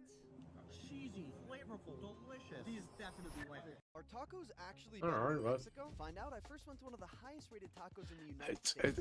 Are we surprised? Really, I'm just saying, are we surprised that tacos in Mexico are better than the ones in the United States? Just saying. I mean, most tacos in the United States, it's more Tex-Mex than. Fill your own pizza box. So I mean, all right. Message from the killer business. I mean, top 15 stadium bites of 2025. I don't. If I do go to a game, I don't really buy food. It's like overpriced, to be honest with you. The principal call. OFC Keys Deli Scrape, but have they become a tourist trap? Making this whole secret to making tender pork.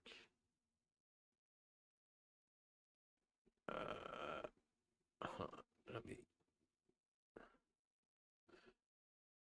I'm curious about this one.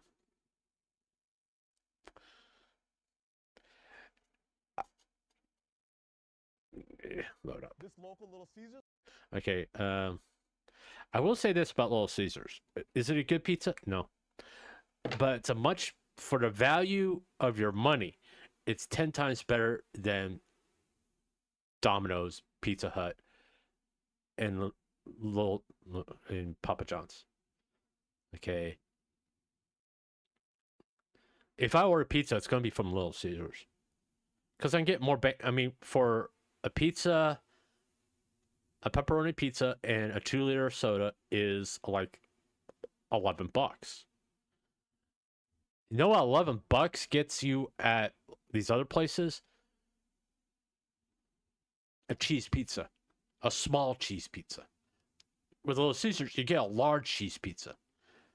And quite frankly, the quality of a Little Caesar pizza is the same quality you're going to get at Domino's, Pizza Hut, Papa John's. You're paying more for the same pizza. So why are you paying more and with less toppings? I mean, at least with Little Caesar, you can get a large pepperoni pizza and a 2-liter of soda for basically $12 and have it delivered to your house. That includes the delivery charge, by the way. And just get a small cheese pizza at these other places. Not even get a soda. And not even get fucking pepperoni on your goddamn pizza. It's just obscene. But here. Lets you fill your own box. I'm trying to fill this up. $11.99, right? Yeah. I don't think they have pizza this size, so they have to get a bunch of the smaller boxes and load it up. He's taking it to the back. They literally have to on that. This is a math word problem right here. How many pieces do you think it takes to fill that up? Everybody's coming in and ordering off the menu, and we come here with a whole box. Oh, they're closing it. They're closing it. 2 people is insane. $11.99 is crazy. You guys want to come grab as many slices as you want? Enjoy, brother. This local Little Caesars lets you fill your own box. I'm trying to fill this. No, I would say this. I mean, I know he probably got permission to do all this and that stuff. Don't try to do this. I will say, don't try to do this. Okay, if someone's doing a promotion like that, don't take advantage of the business like that way. Oh, that looks so good. This barbecue right there looks so good. I'm just saying, it looks good. I'm not gonna watch it because I am already getting a little slightly hungry. Would you eat this breakfast? Pro's best burrito I've ever seen. In front of hot grill, thick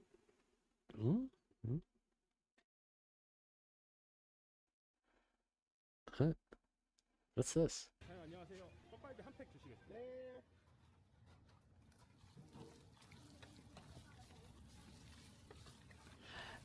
Look at that hand motion there, man. They're not making smash burgers, I can tell you this much.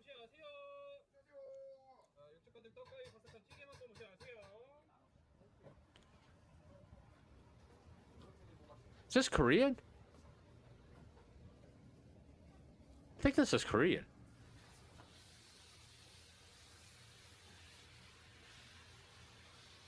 I'm pretty sure it's Korea.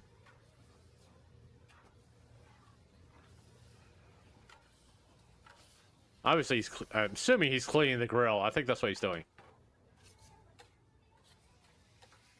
Yeah, I see him do the fucking smash burgers with these suckers. Look at that. Very efficient. Look how efficient he is. By the time he gets... Oh, yeah. Look at that. Look at that flipping technique.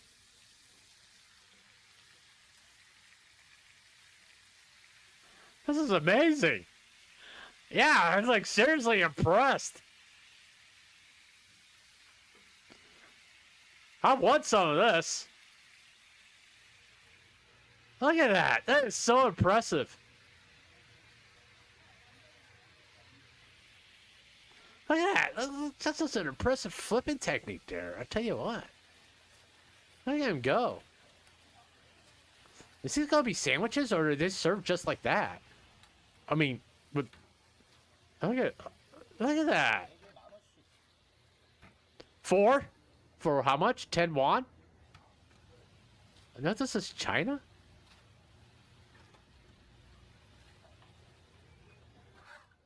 Oh, just like that. Oh, good.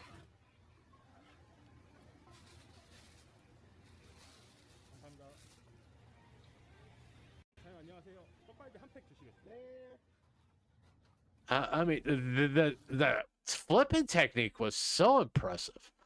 It was so impressive. I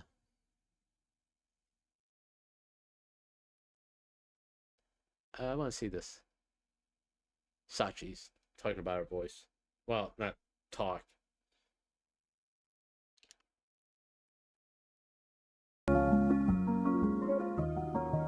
Let's turn that down.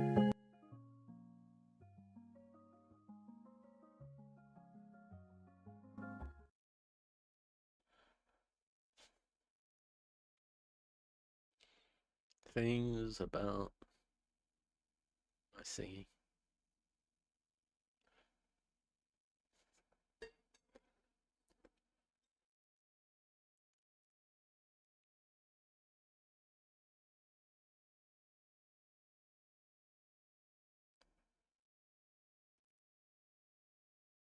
Okay, I saw a lot of nice comments on my feed. Thank you. I saw some other stuff, and real quick, I want to make it clear. My throat/voice is fine. I don't have issues with it right now. Please stop spreading. I'm actively... I don't know what that means. It makes me feel bad. Okay. All right. I appreciate people's sentiment, but I'm getting comments like I can hear her voice problems when I don't have them. I'll laugh out. It's okay. I like peeps. I mean, they came on. You know, I can't talk. I gave more people meaning. Well, I get people meaning. I have more people meaning well thinking I can't talk or I'm struggling. All good here. Just like no mic streams for drawing. Drawing and talking equals barely any of one of them. I'd rather draw right now. I really get distracted streaming myself drawing pushes me. Okay, hold on. Streaming myself drawing pushes me to draw more too. The way going to a library surrounded by peeps studying might help one lock in more. All right. Even though when I use a mic, back up a little bit. Even when I use a mic, I'm mostly going to be quiet. All right. Don't expect much from me, please, unless.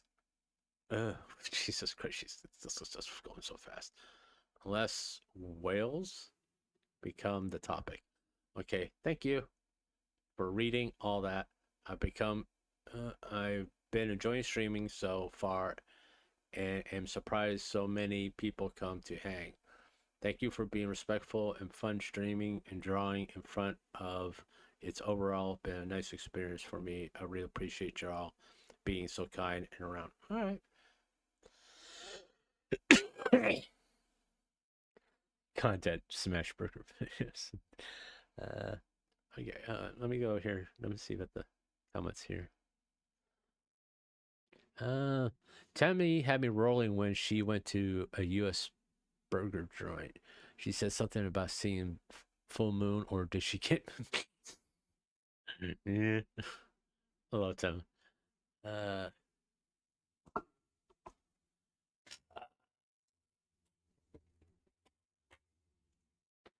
I just want to. I do want to say something about Kiara. She brought up the fact that she talks to Ame,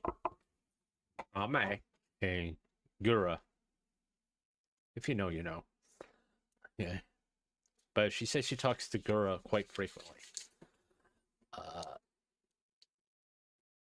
I just want to say this. It's just because, you know, Ame is like a part-time Hololive, or if you want to say associate Hololive talent. She comes in for like special occasions and stuff like that. And does like little recorded messages. She doesn't really like quite often don't appear live. But it's nice to know that they're still talking to. It's not surprising that they're still talking to the Gen mates and all that, and they're still friends. It's just sad that they're not together anymore. But I do like the fact that Kiara is letting everybody know that she still talks to them, she still cares about them, and everything like that. Just because they're not part of Hololive anymore, quote unquote, that they're no longer friends. Thank you.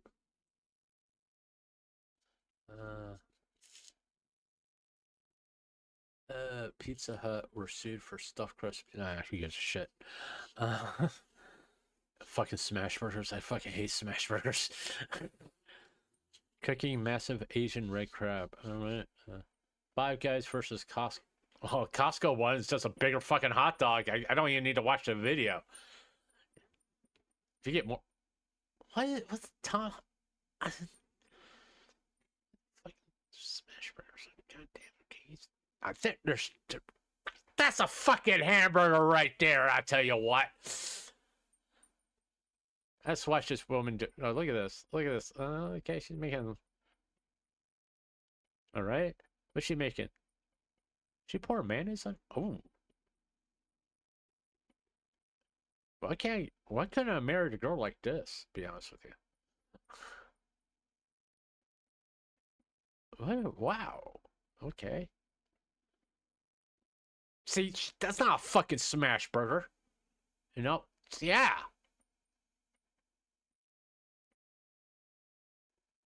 If you got a girl that does this for you, marry her. I mean, that's a fucking hamburger right there. That is. I'm sorry. That's. Look at that. You're gonna take a bite of that. You're gonna taste the beef and the juices. You're not gonna have just this thin patty with a whole bunch of fucking seasoning on it. You're gonna actually have a fucking hamburger. I mean, look at that. That's. Yeah, if you got a girlfriend like that, marry her. Jesus Christ, look at that. That's not a fucking lunch. That's a gourmet meal right there. I tell you what. Why can't I marry someone like that? I tell you, I'm gonna be honest. I know. I mean, yeah, the stream's called "I'm Cheating R.E.P.O," but I already cheated R.E.P.O, and I really wanted it. I just want to show you what I was doing. But yeah, that's a fucking real hamburger. This is not that smash burger bullshit. Yeah, I'll never eat a smash burger. Hey, you want a smash burger? No. Fuck that shit. Let's just say. Beat the buff. Guy Fieri's. Fat electrician destroys Tom. What's up? We're at Froggy's Steakhouse for a 4-pound.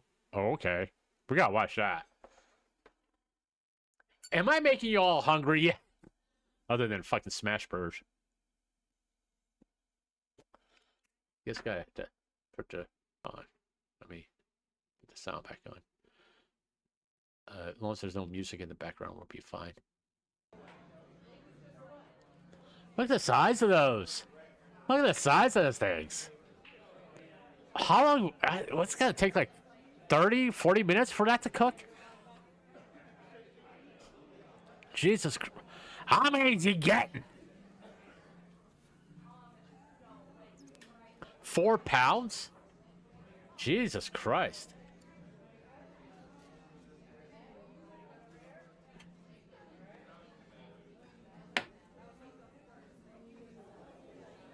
Do you have like to put your order in like 2 hours in advance or something like that? I'm just wondering out of curiosity. Yeah, get the fuck out of his way. I mean, he's carrying 4 pounds of meat all.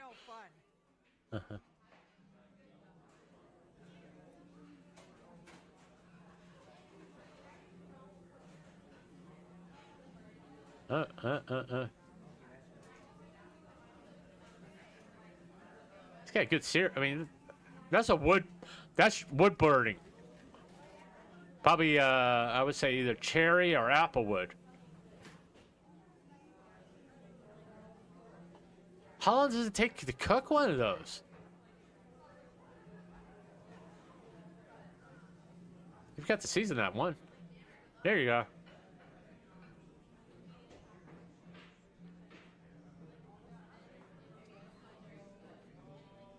I just wonder how long it takes to cook one of those.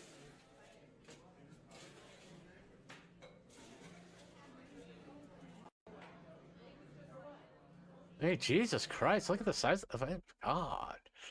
Is there a part 2 to that? I really would like to know if there's a I'd like to know how long it takes to cook one of those.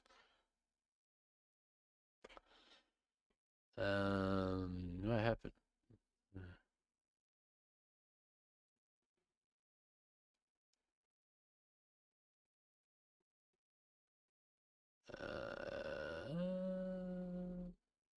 How Chinese takeaway makes beef and broccoli. I don't care. All right. Daytime buffalo. Yes. Okay.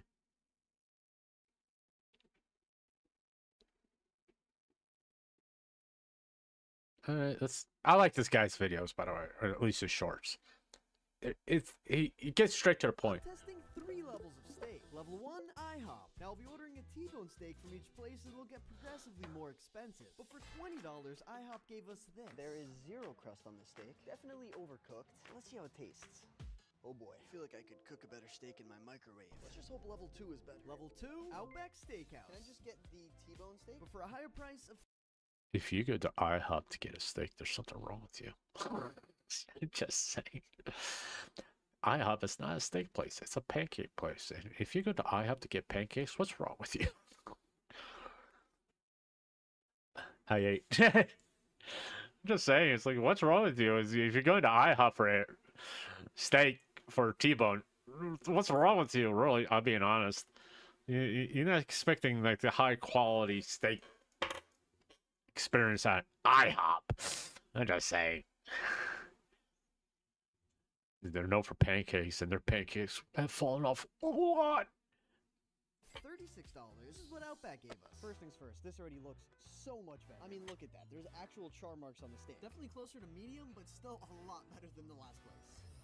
Way better. Now, is it the best steak I've ever had? Definitely not. The seasoning is good. It still could have been cooked a little bit better, but this one is absolutely in the lead. But now let's see about the final level of steak. Level 3. Ole Ole. One of the highest steakhouses I could find, but also with a higher price tag. Coming in at... What? $55.97. It better be the best motherfucking steak in the goddamn world at that price. $60. We got this. So far, that is the nicest crust we've seen. Got a perfect medium rare. Definitely better than the other one. But if you're on a budget, honestly, go to Outback. I'm testing 3 levels of steak. Level 1. Jesus Christ. That better have been Wagyu beef steak. I mean, motherfucker. Oh, just saying. Oh. It's just, no. Oh, I will never eat. I ate a Red Robin's one time. I think this was like 20 years ago. Red Robin's is a hamburger place, for those who don't know. And it's supposed to be like the elite, one of the elite hamburger place. You pay an exorbitant amount of money for their hamburgers. I had better hamburgers at a fucking McDonald's than I had at Red Robin's. I'm just being honest. It was such a bad experience, and I paid like $40 fucking dollars for a fucking hamburger and fries and a milkshake. $40 fucking dollars. It's just fucking ridiculous to me. Addictive tiny style noodles. Or why? Load of. Yeah, that's like this. No, since we've been talking about pizza. How many pizzas do you guys have to be selling a month to make it a viable business? You can break even in this business in the 700 pizzas a week. Just under 3,000 pizzas a month, you're doing okay. Where you really want to be is 1,000 a week. And thank God last year we hit that quite often. And what we did to try to make up that delta as we were kind of newish is we started selling wholesale. So we started selling our bread, our pizza product, whether it's a 14-inch disc or a 10 by 14 focaccia. We started selling that to restaurants, hotels, and that helped us make up the difference. So if we weren't selling it out the front door, we were still selling it out the back door. How many pizzas do you guys All have right, to be selling? that's a. I don't know that. You know, learn something new. Huh? And the pizzas that did look good, by the way. Okay. Immediate after landing Hawaii, at food lane. Rent depends on this dinner going well. All right. Hate free for 3 years. I hate pictures like that. It just.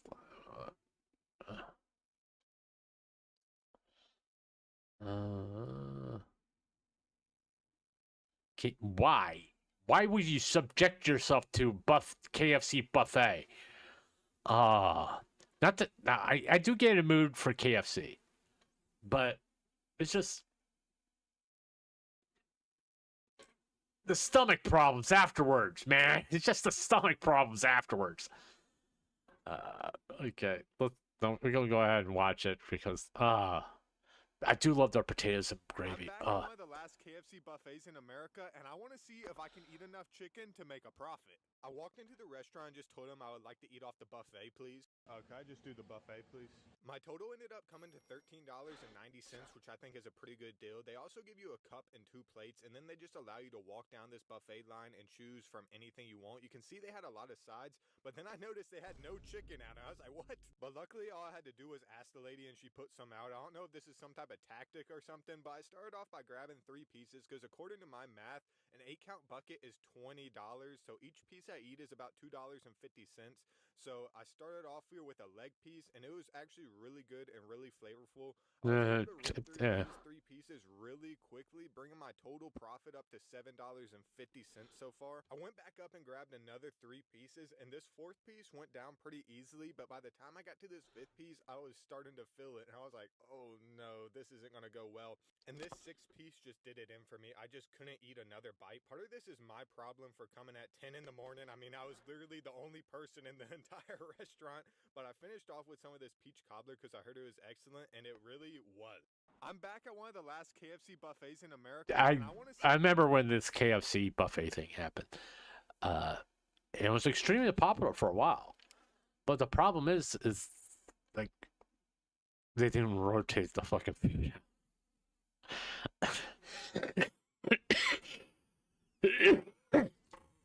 That's a problem with a lot of buffets. They don't rotate the food, and so it gets like really. It's like, did the pancake place go public?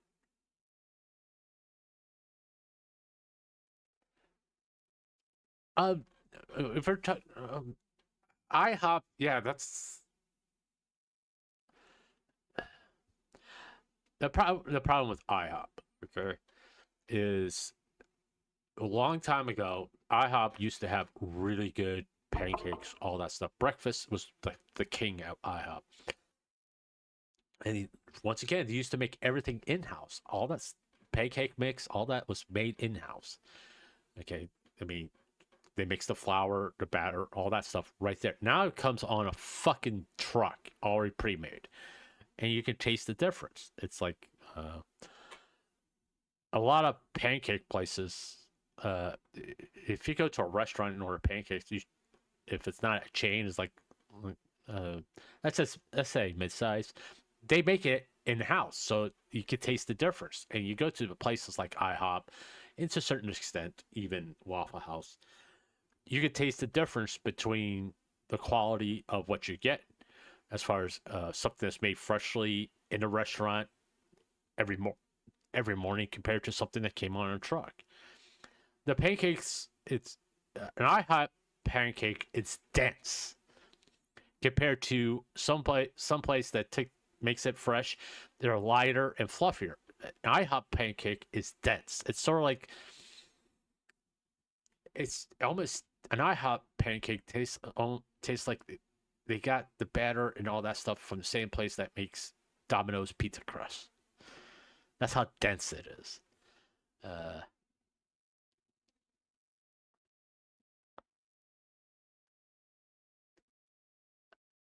There is no such thing as a good smash burger.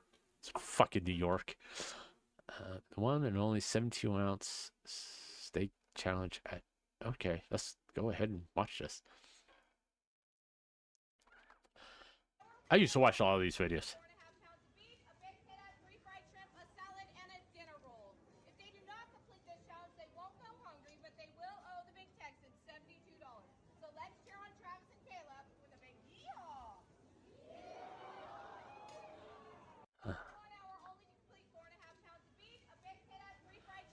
Okay. There's no fucking way I could do it. There's no fucking way I could do it. It's just not gonna fucking happen. I just saw the size of that fucking steak. I was like, nope. Not happening.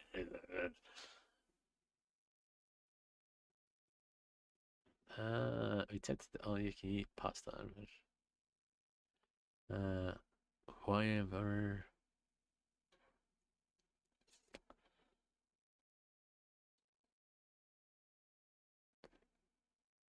All right.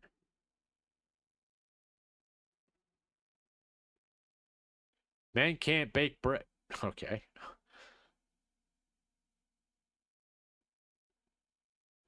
Well, first mistake is you cut up the fucking meat and all the juices has gone into the goddamn cutting board.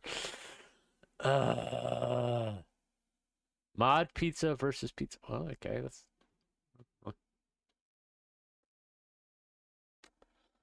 Mod Pizza versus Pizza Hut. Fast Food Wars Season 4 Pizza. The series where we put 8 of the greatest fast food pizza chains against... CC's pizza is so bad. It's just awful. I'm sorry.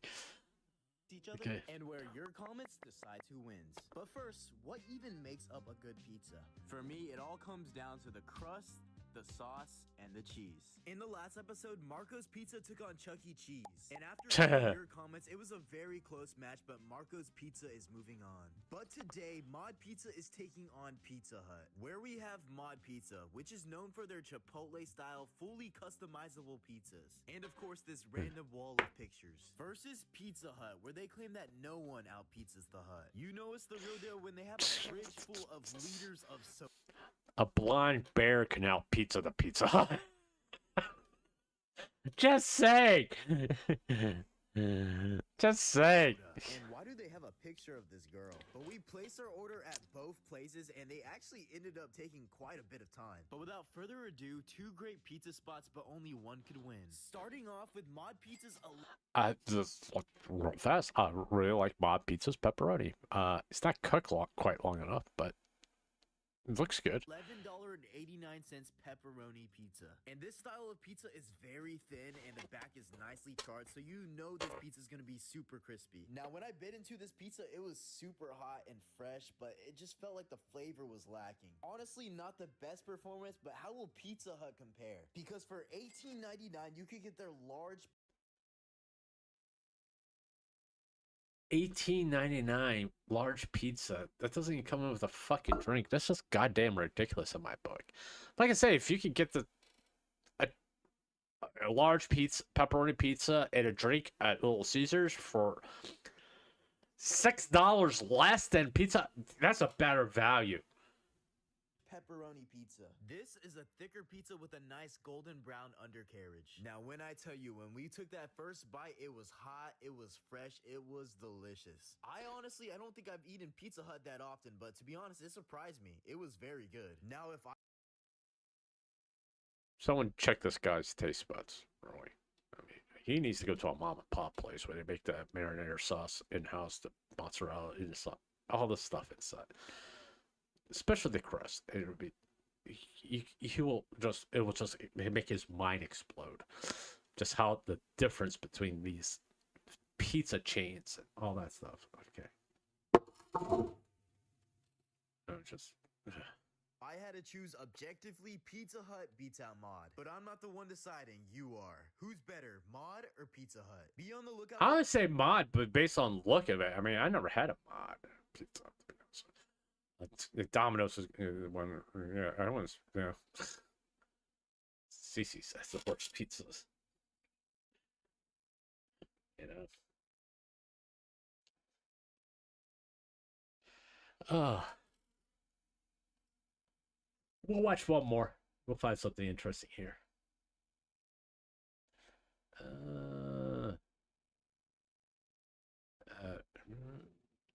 That. Like smash burgers. I'm not watching no fucking.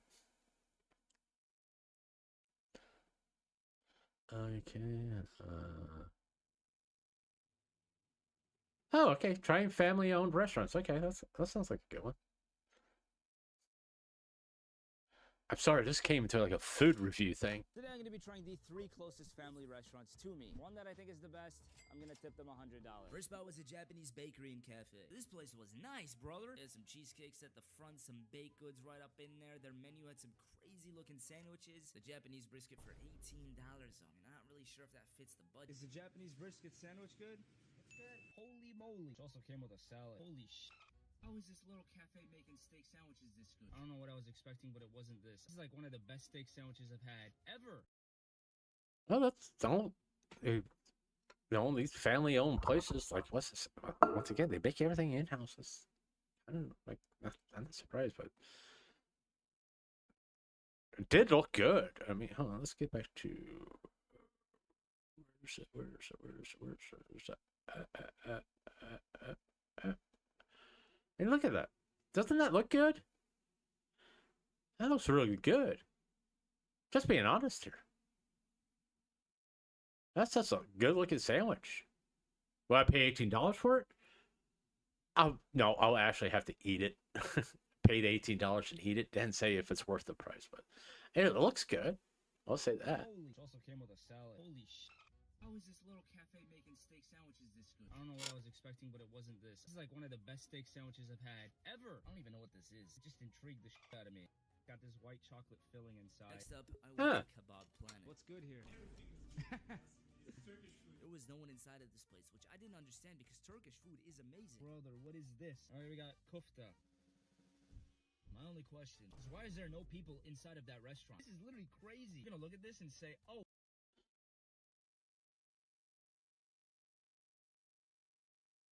I mean, it looks good. What? Get back to. That restaurant. This is literally. Okay, huh? My only question is. All right, need to get back to. All right, there we. Okay, there we are. I mean, it looks good. I mean, the grilled tomatoes. I think there's this cheese on there. I don't know what that does. It's like some kind of. Is that a macaroni salad up there or something like that? I don't know too much about Turkish food, so that's the reason I could comment on it. What is this? All right, we got kofta. My only question is, why is there no people inside of that restaurant? This is literally crazy. You're gonna look at this and say, oh wow, that doesn't look juicy as shit. Honestly, I went to a Malaysian restaurant, scoured the menu, started off hot with some calamari. Calamari hit, but it didn't hit as hard as these chicken skewers. Had me straight up disappearing. They gave me a whole pot of lamb. Brother, don't laugh I mean, everything looks good so far. when I say this, but that meat was juicy. But the one out of all three of these that I thought was the absolute best was. What do you guys put in the kofta? I just took a bite. It was so good. I have to tip you guys. There you go, bro. It's full thing for you. No, come on. Dude. No, actually, I'm gonna take it. No, yeah, of course, right? I'm just surprised. Yeah. Please accept at least one of. All right, I'll take one of them. Thank you, bro. That is definitely not no store-bought baklava. I'm about to go back and give that guy another $100. Oh my god, that's insane. Today I'm gonna be trying to be three closest friends. Once again, if you can find a good mom and pop place, you can always automatically taste the difference compared to a national place. You know, it's just a lot more care and effort goes into their food as compared to, like, I would even say, like, if you can find a mom and pop steakhouse, you're gonna taste the difference compared to a national chain like Outback, because they take more pride in their food as compared to a national chain like Outback or even Texas Roadhouse. That's kind of like they have the hard work is over for them, quote unquote, as far as being known and recognized as compared to a mom and pop place. And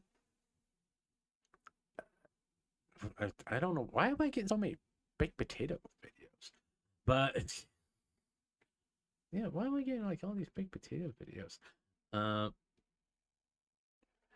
In-N-Out burgers are way the fuck overrated, by the way. I gotta watch this. This is actually the guy. This is the guy who started Papa John's. He's been highly critical of them. Is that what it costs? 12 cents? 10 to 12 cents. It's been a while since I've been there, but You ever think about cutting it for cost? me? Yeah. No way. You live and die by the butter sauce. Yeah. You're the only one in the game that does it. Garlic butter, salt, garlic. People fell in love with it, and we never could stop it. I'm surprised the corporate geniuses haven't taken the butter out. They might. Yeah, they might. At I mean, 12 cents it's a like bottle, $25 million a year, $30 million a year. Wow, that's a lot of butter. It's a lot of butter. Trying to save 12 cents. Is that what it costs? 12 cents? 10 to 12 cents. It's been a while since I've been there, but You ever think about I cutting? mean, this is when they booted him out, Papa John, the quality of their pizzas went way the fuck down, because he was like, he was a hard ass, but he was right. Why people like to order Papa John's, because high quality ingredients and all that. The dough was amazing. The crust was amazing. The sauce was amazing. The cheese was okay, but the toppings were good. Once again, as soon as they moved them out, they went cost-cutting measures and all this stuff, and their reputation took a fucking hit, and the sales started going way down. crunchy cheeseburger toasted with bacon. Hmm.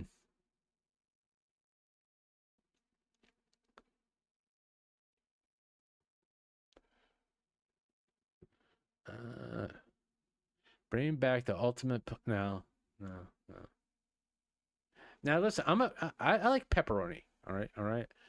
But there's a proper way to get to cook pepperoni in an improper way.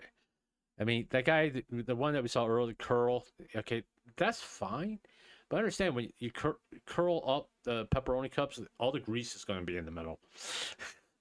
And for someone like me, that's like, hey, here, what do you think of this? Oh, let me take some acid now. This Japanese pizza would give an Italian. All right, let's take a look at this. We're on a pizza kick, people. This pizza would probably give an Italian a heart attack, because in Japan they make it in a way nobody expects. They first drop the dough straight into a pan and drown it in sauce, sprinkle their spices, and then, pour oil into the pan so the whole thing actually fries as it cooks. They slide the pan into the oven, let the oil bubble under the crust, and when it comes out, they lay on giant slices of cheese on top and send it back into the fire until it melts into a perfect blanket. Then they slice it like a normal margarita, except the bottom is crispy like fried bread, and the top is pure cheese heaven. Be honest, would you try this Japanese? Yes, that looks extremely good. Heart attack, because it does. That looks extremely. I don't know about the rest of you. I was like, give me. But then again, most stuff that Japan kind of like takes over, as far as taking something from another culture and making their own. I'm not gonna say cultural appropriation, but it's just amazing. They make it their own and make it so it's unique to them. I gotta do this one for anybody in Canada. If you're not from Canada, you probably don't know just how popular poutine is. It originates from Quebec, and not only does just about every single restaurant have it on their menu, but in Quebec, they even sell packages of cheese curds at gas stations. Where I live, if you don't find it at a gas station, you definitely will at a grocery store. It'd be pretty hard to go to a restaurant that doesn't sell poutine. They even have it at McDonald's. This customer ordered a poutine with a beef gravy, and they paid extra to add a bunch of ground beef on. He basically loaded fries with gravy. That's what poutine is. But it's like, from what I understand, it's like it's popular in Canada, but it's also different. Every province in Canada you go to, it's different. Quebec is where it began. So if you want the original poutine, you go to Quebec and get it. On top. I'm pretty sure that as soon as you add anything except cheese, fries, and gravy, it's no longer an authentic poutine. But for the people who've been eating poutine their whole lives, adding meat or veggies to it takes it from being a snack to an entire meal. And it makes it look a lot more healthy. The one I'm making is definitely not an authentic version of the dish, but when you and your friends are going out, maybe you forgot to eat earlier, it is the perfect comfort food for when you're hungry. I mean, it looks good. Okay, will I eat it? Yeah. Will I have a heart attack from it? Yeah.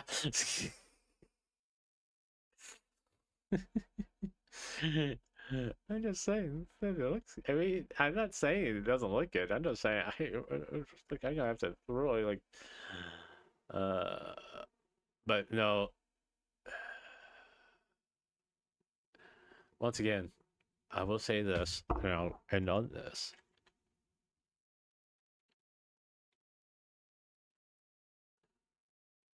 Chicago deep dish pizza. Yeah, price. It's a fucking casserole. No, it's a fucking pizza. All right. Okay, here. That's just obscene. Over there.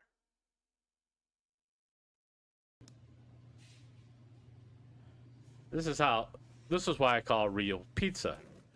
Everybody goes, oh, it's a casserole. No, it's not a fucking casserole.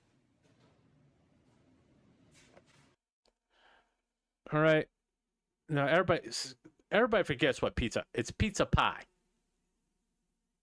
It's just basically a pizza pie. It's not a casual. It's all right. It's not. No, New York. No, New York pizza is no, fuck off. All right, pizza. If you can, a pizza pie. Can you fold a piece of apple pie? No. So if you can fold it, it's not a pizza pie. It's flatbread pizza. This is actually a pizza pie. Pizza pie. Yes, the cheese goes in first. Look at all that fucking cheese. Look at all that. Then your toppings. Look at that. Look at that. Look at that. Oh, yeah. Slightly cooked. Then you put your sauce on top.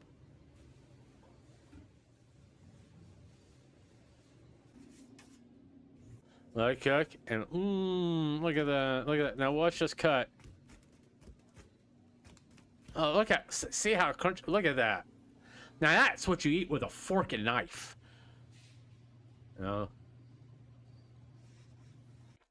I mean, recently, the local Domino's here, this is the first time in a long time I got Domino's, got pan pizza. I went, okay, it's been a long time since I had a pan pizza, because not a lot of places make pan pizzas anymore. I'm like, why? That's probably like the only thing they make that was good. And they did. What the fuck is that? LT Muchich. Okay.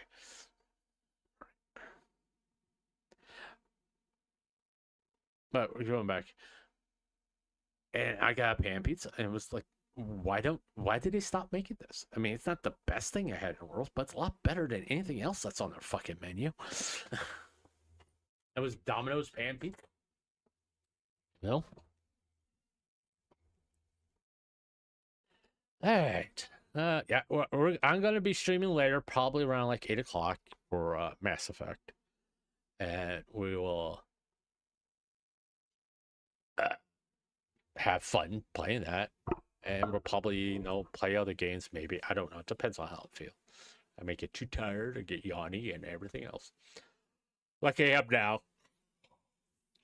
So if you made it this far and put up with me bitching about Smash Burgers, thank you very much. If you leave a like, comment, subscribe. I just kind of lost my train of thought there. Hit the notification bell so you get notified when I go live and get the community posts about what I'm doing. Also, if you follow me at StansOf, you can see the post about Cinder Appreciation Day. Once again, I'm asking the Power Post to send me emails with voice messages or a brief message about why they appreciate Cinder, and I'm going to get with an editor within the next day or two, since I'm feeling a lot better, about putting a video together and what's going to be involved and if it's going to cost anything. I'm going to have to work something out if it costs something. But get a video out and put it together and get it out on the 26th, and it will be on my channel, GVP's, Loboto, and Zeros, the people I collab with, and put it on their channel. This will not be monetized. Just want to put this out there. It's not going to be monetized. So keep that in mind. Get those messages off to me so I can get started. I got 2 so far. Hopefully I get more real soon. All right. And there will be a deadline. As soon as I talk to the editor, I can figure out how long it's going to take him to make a video and how we're going to do this. All right. Until later, just be good to each other. And I'll see you for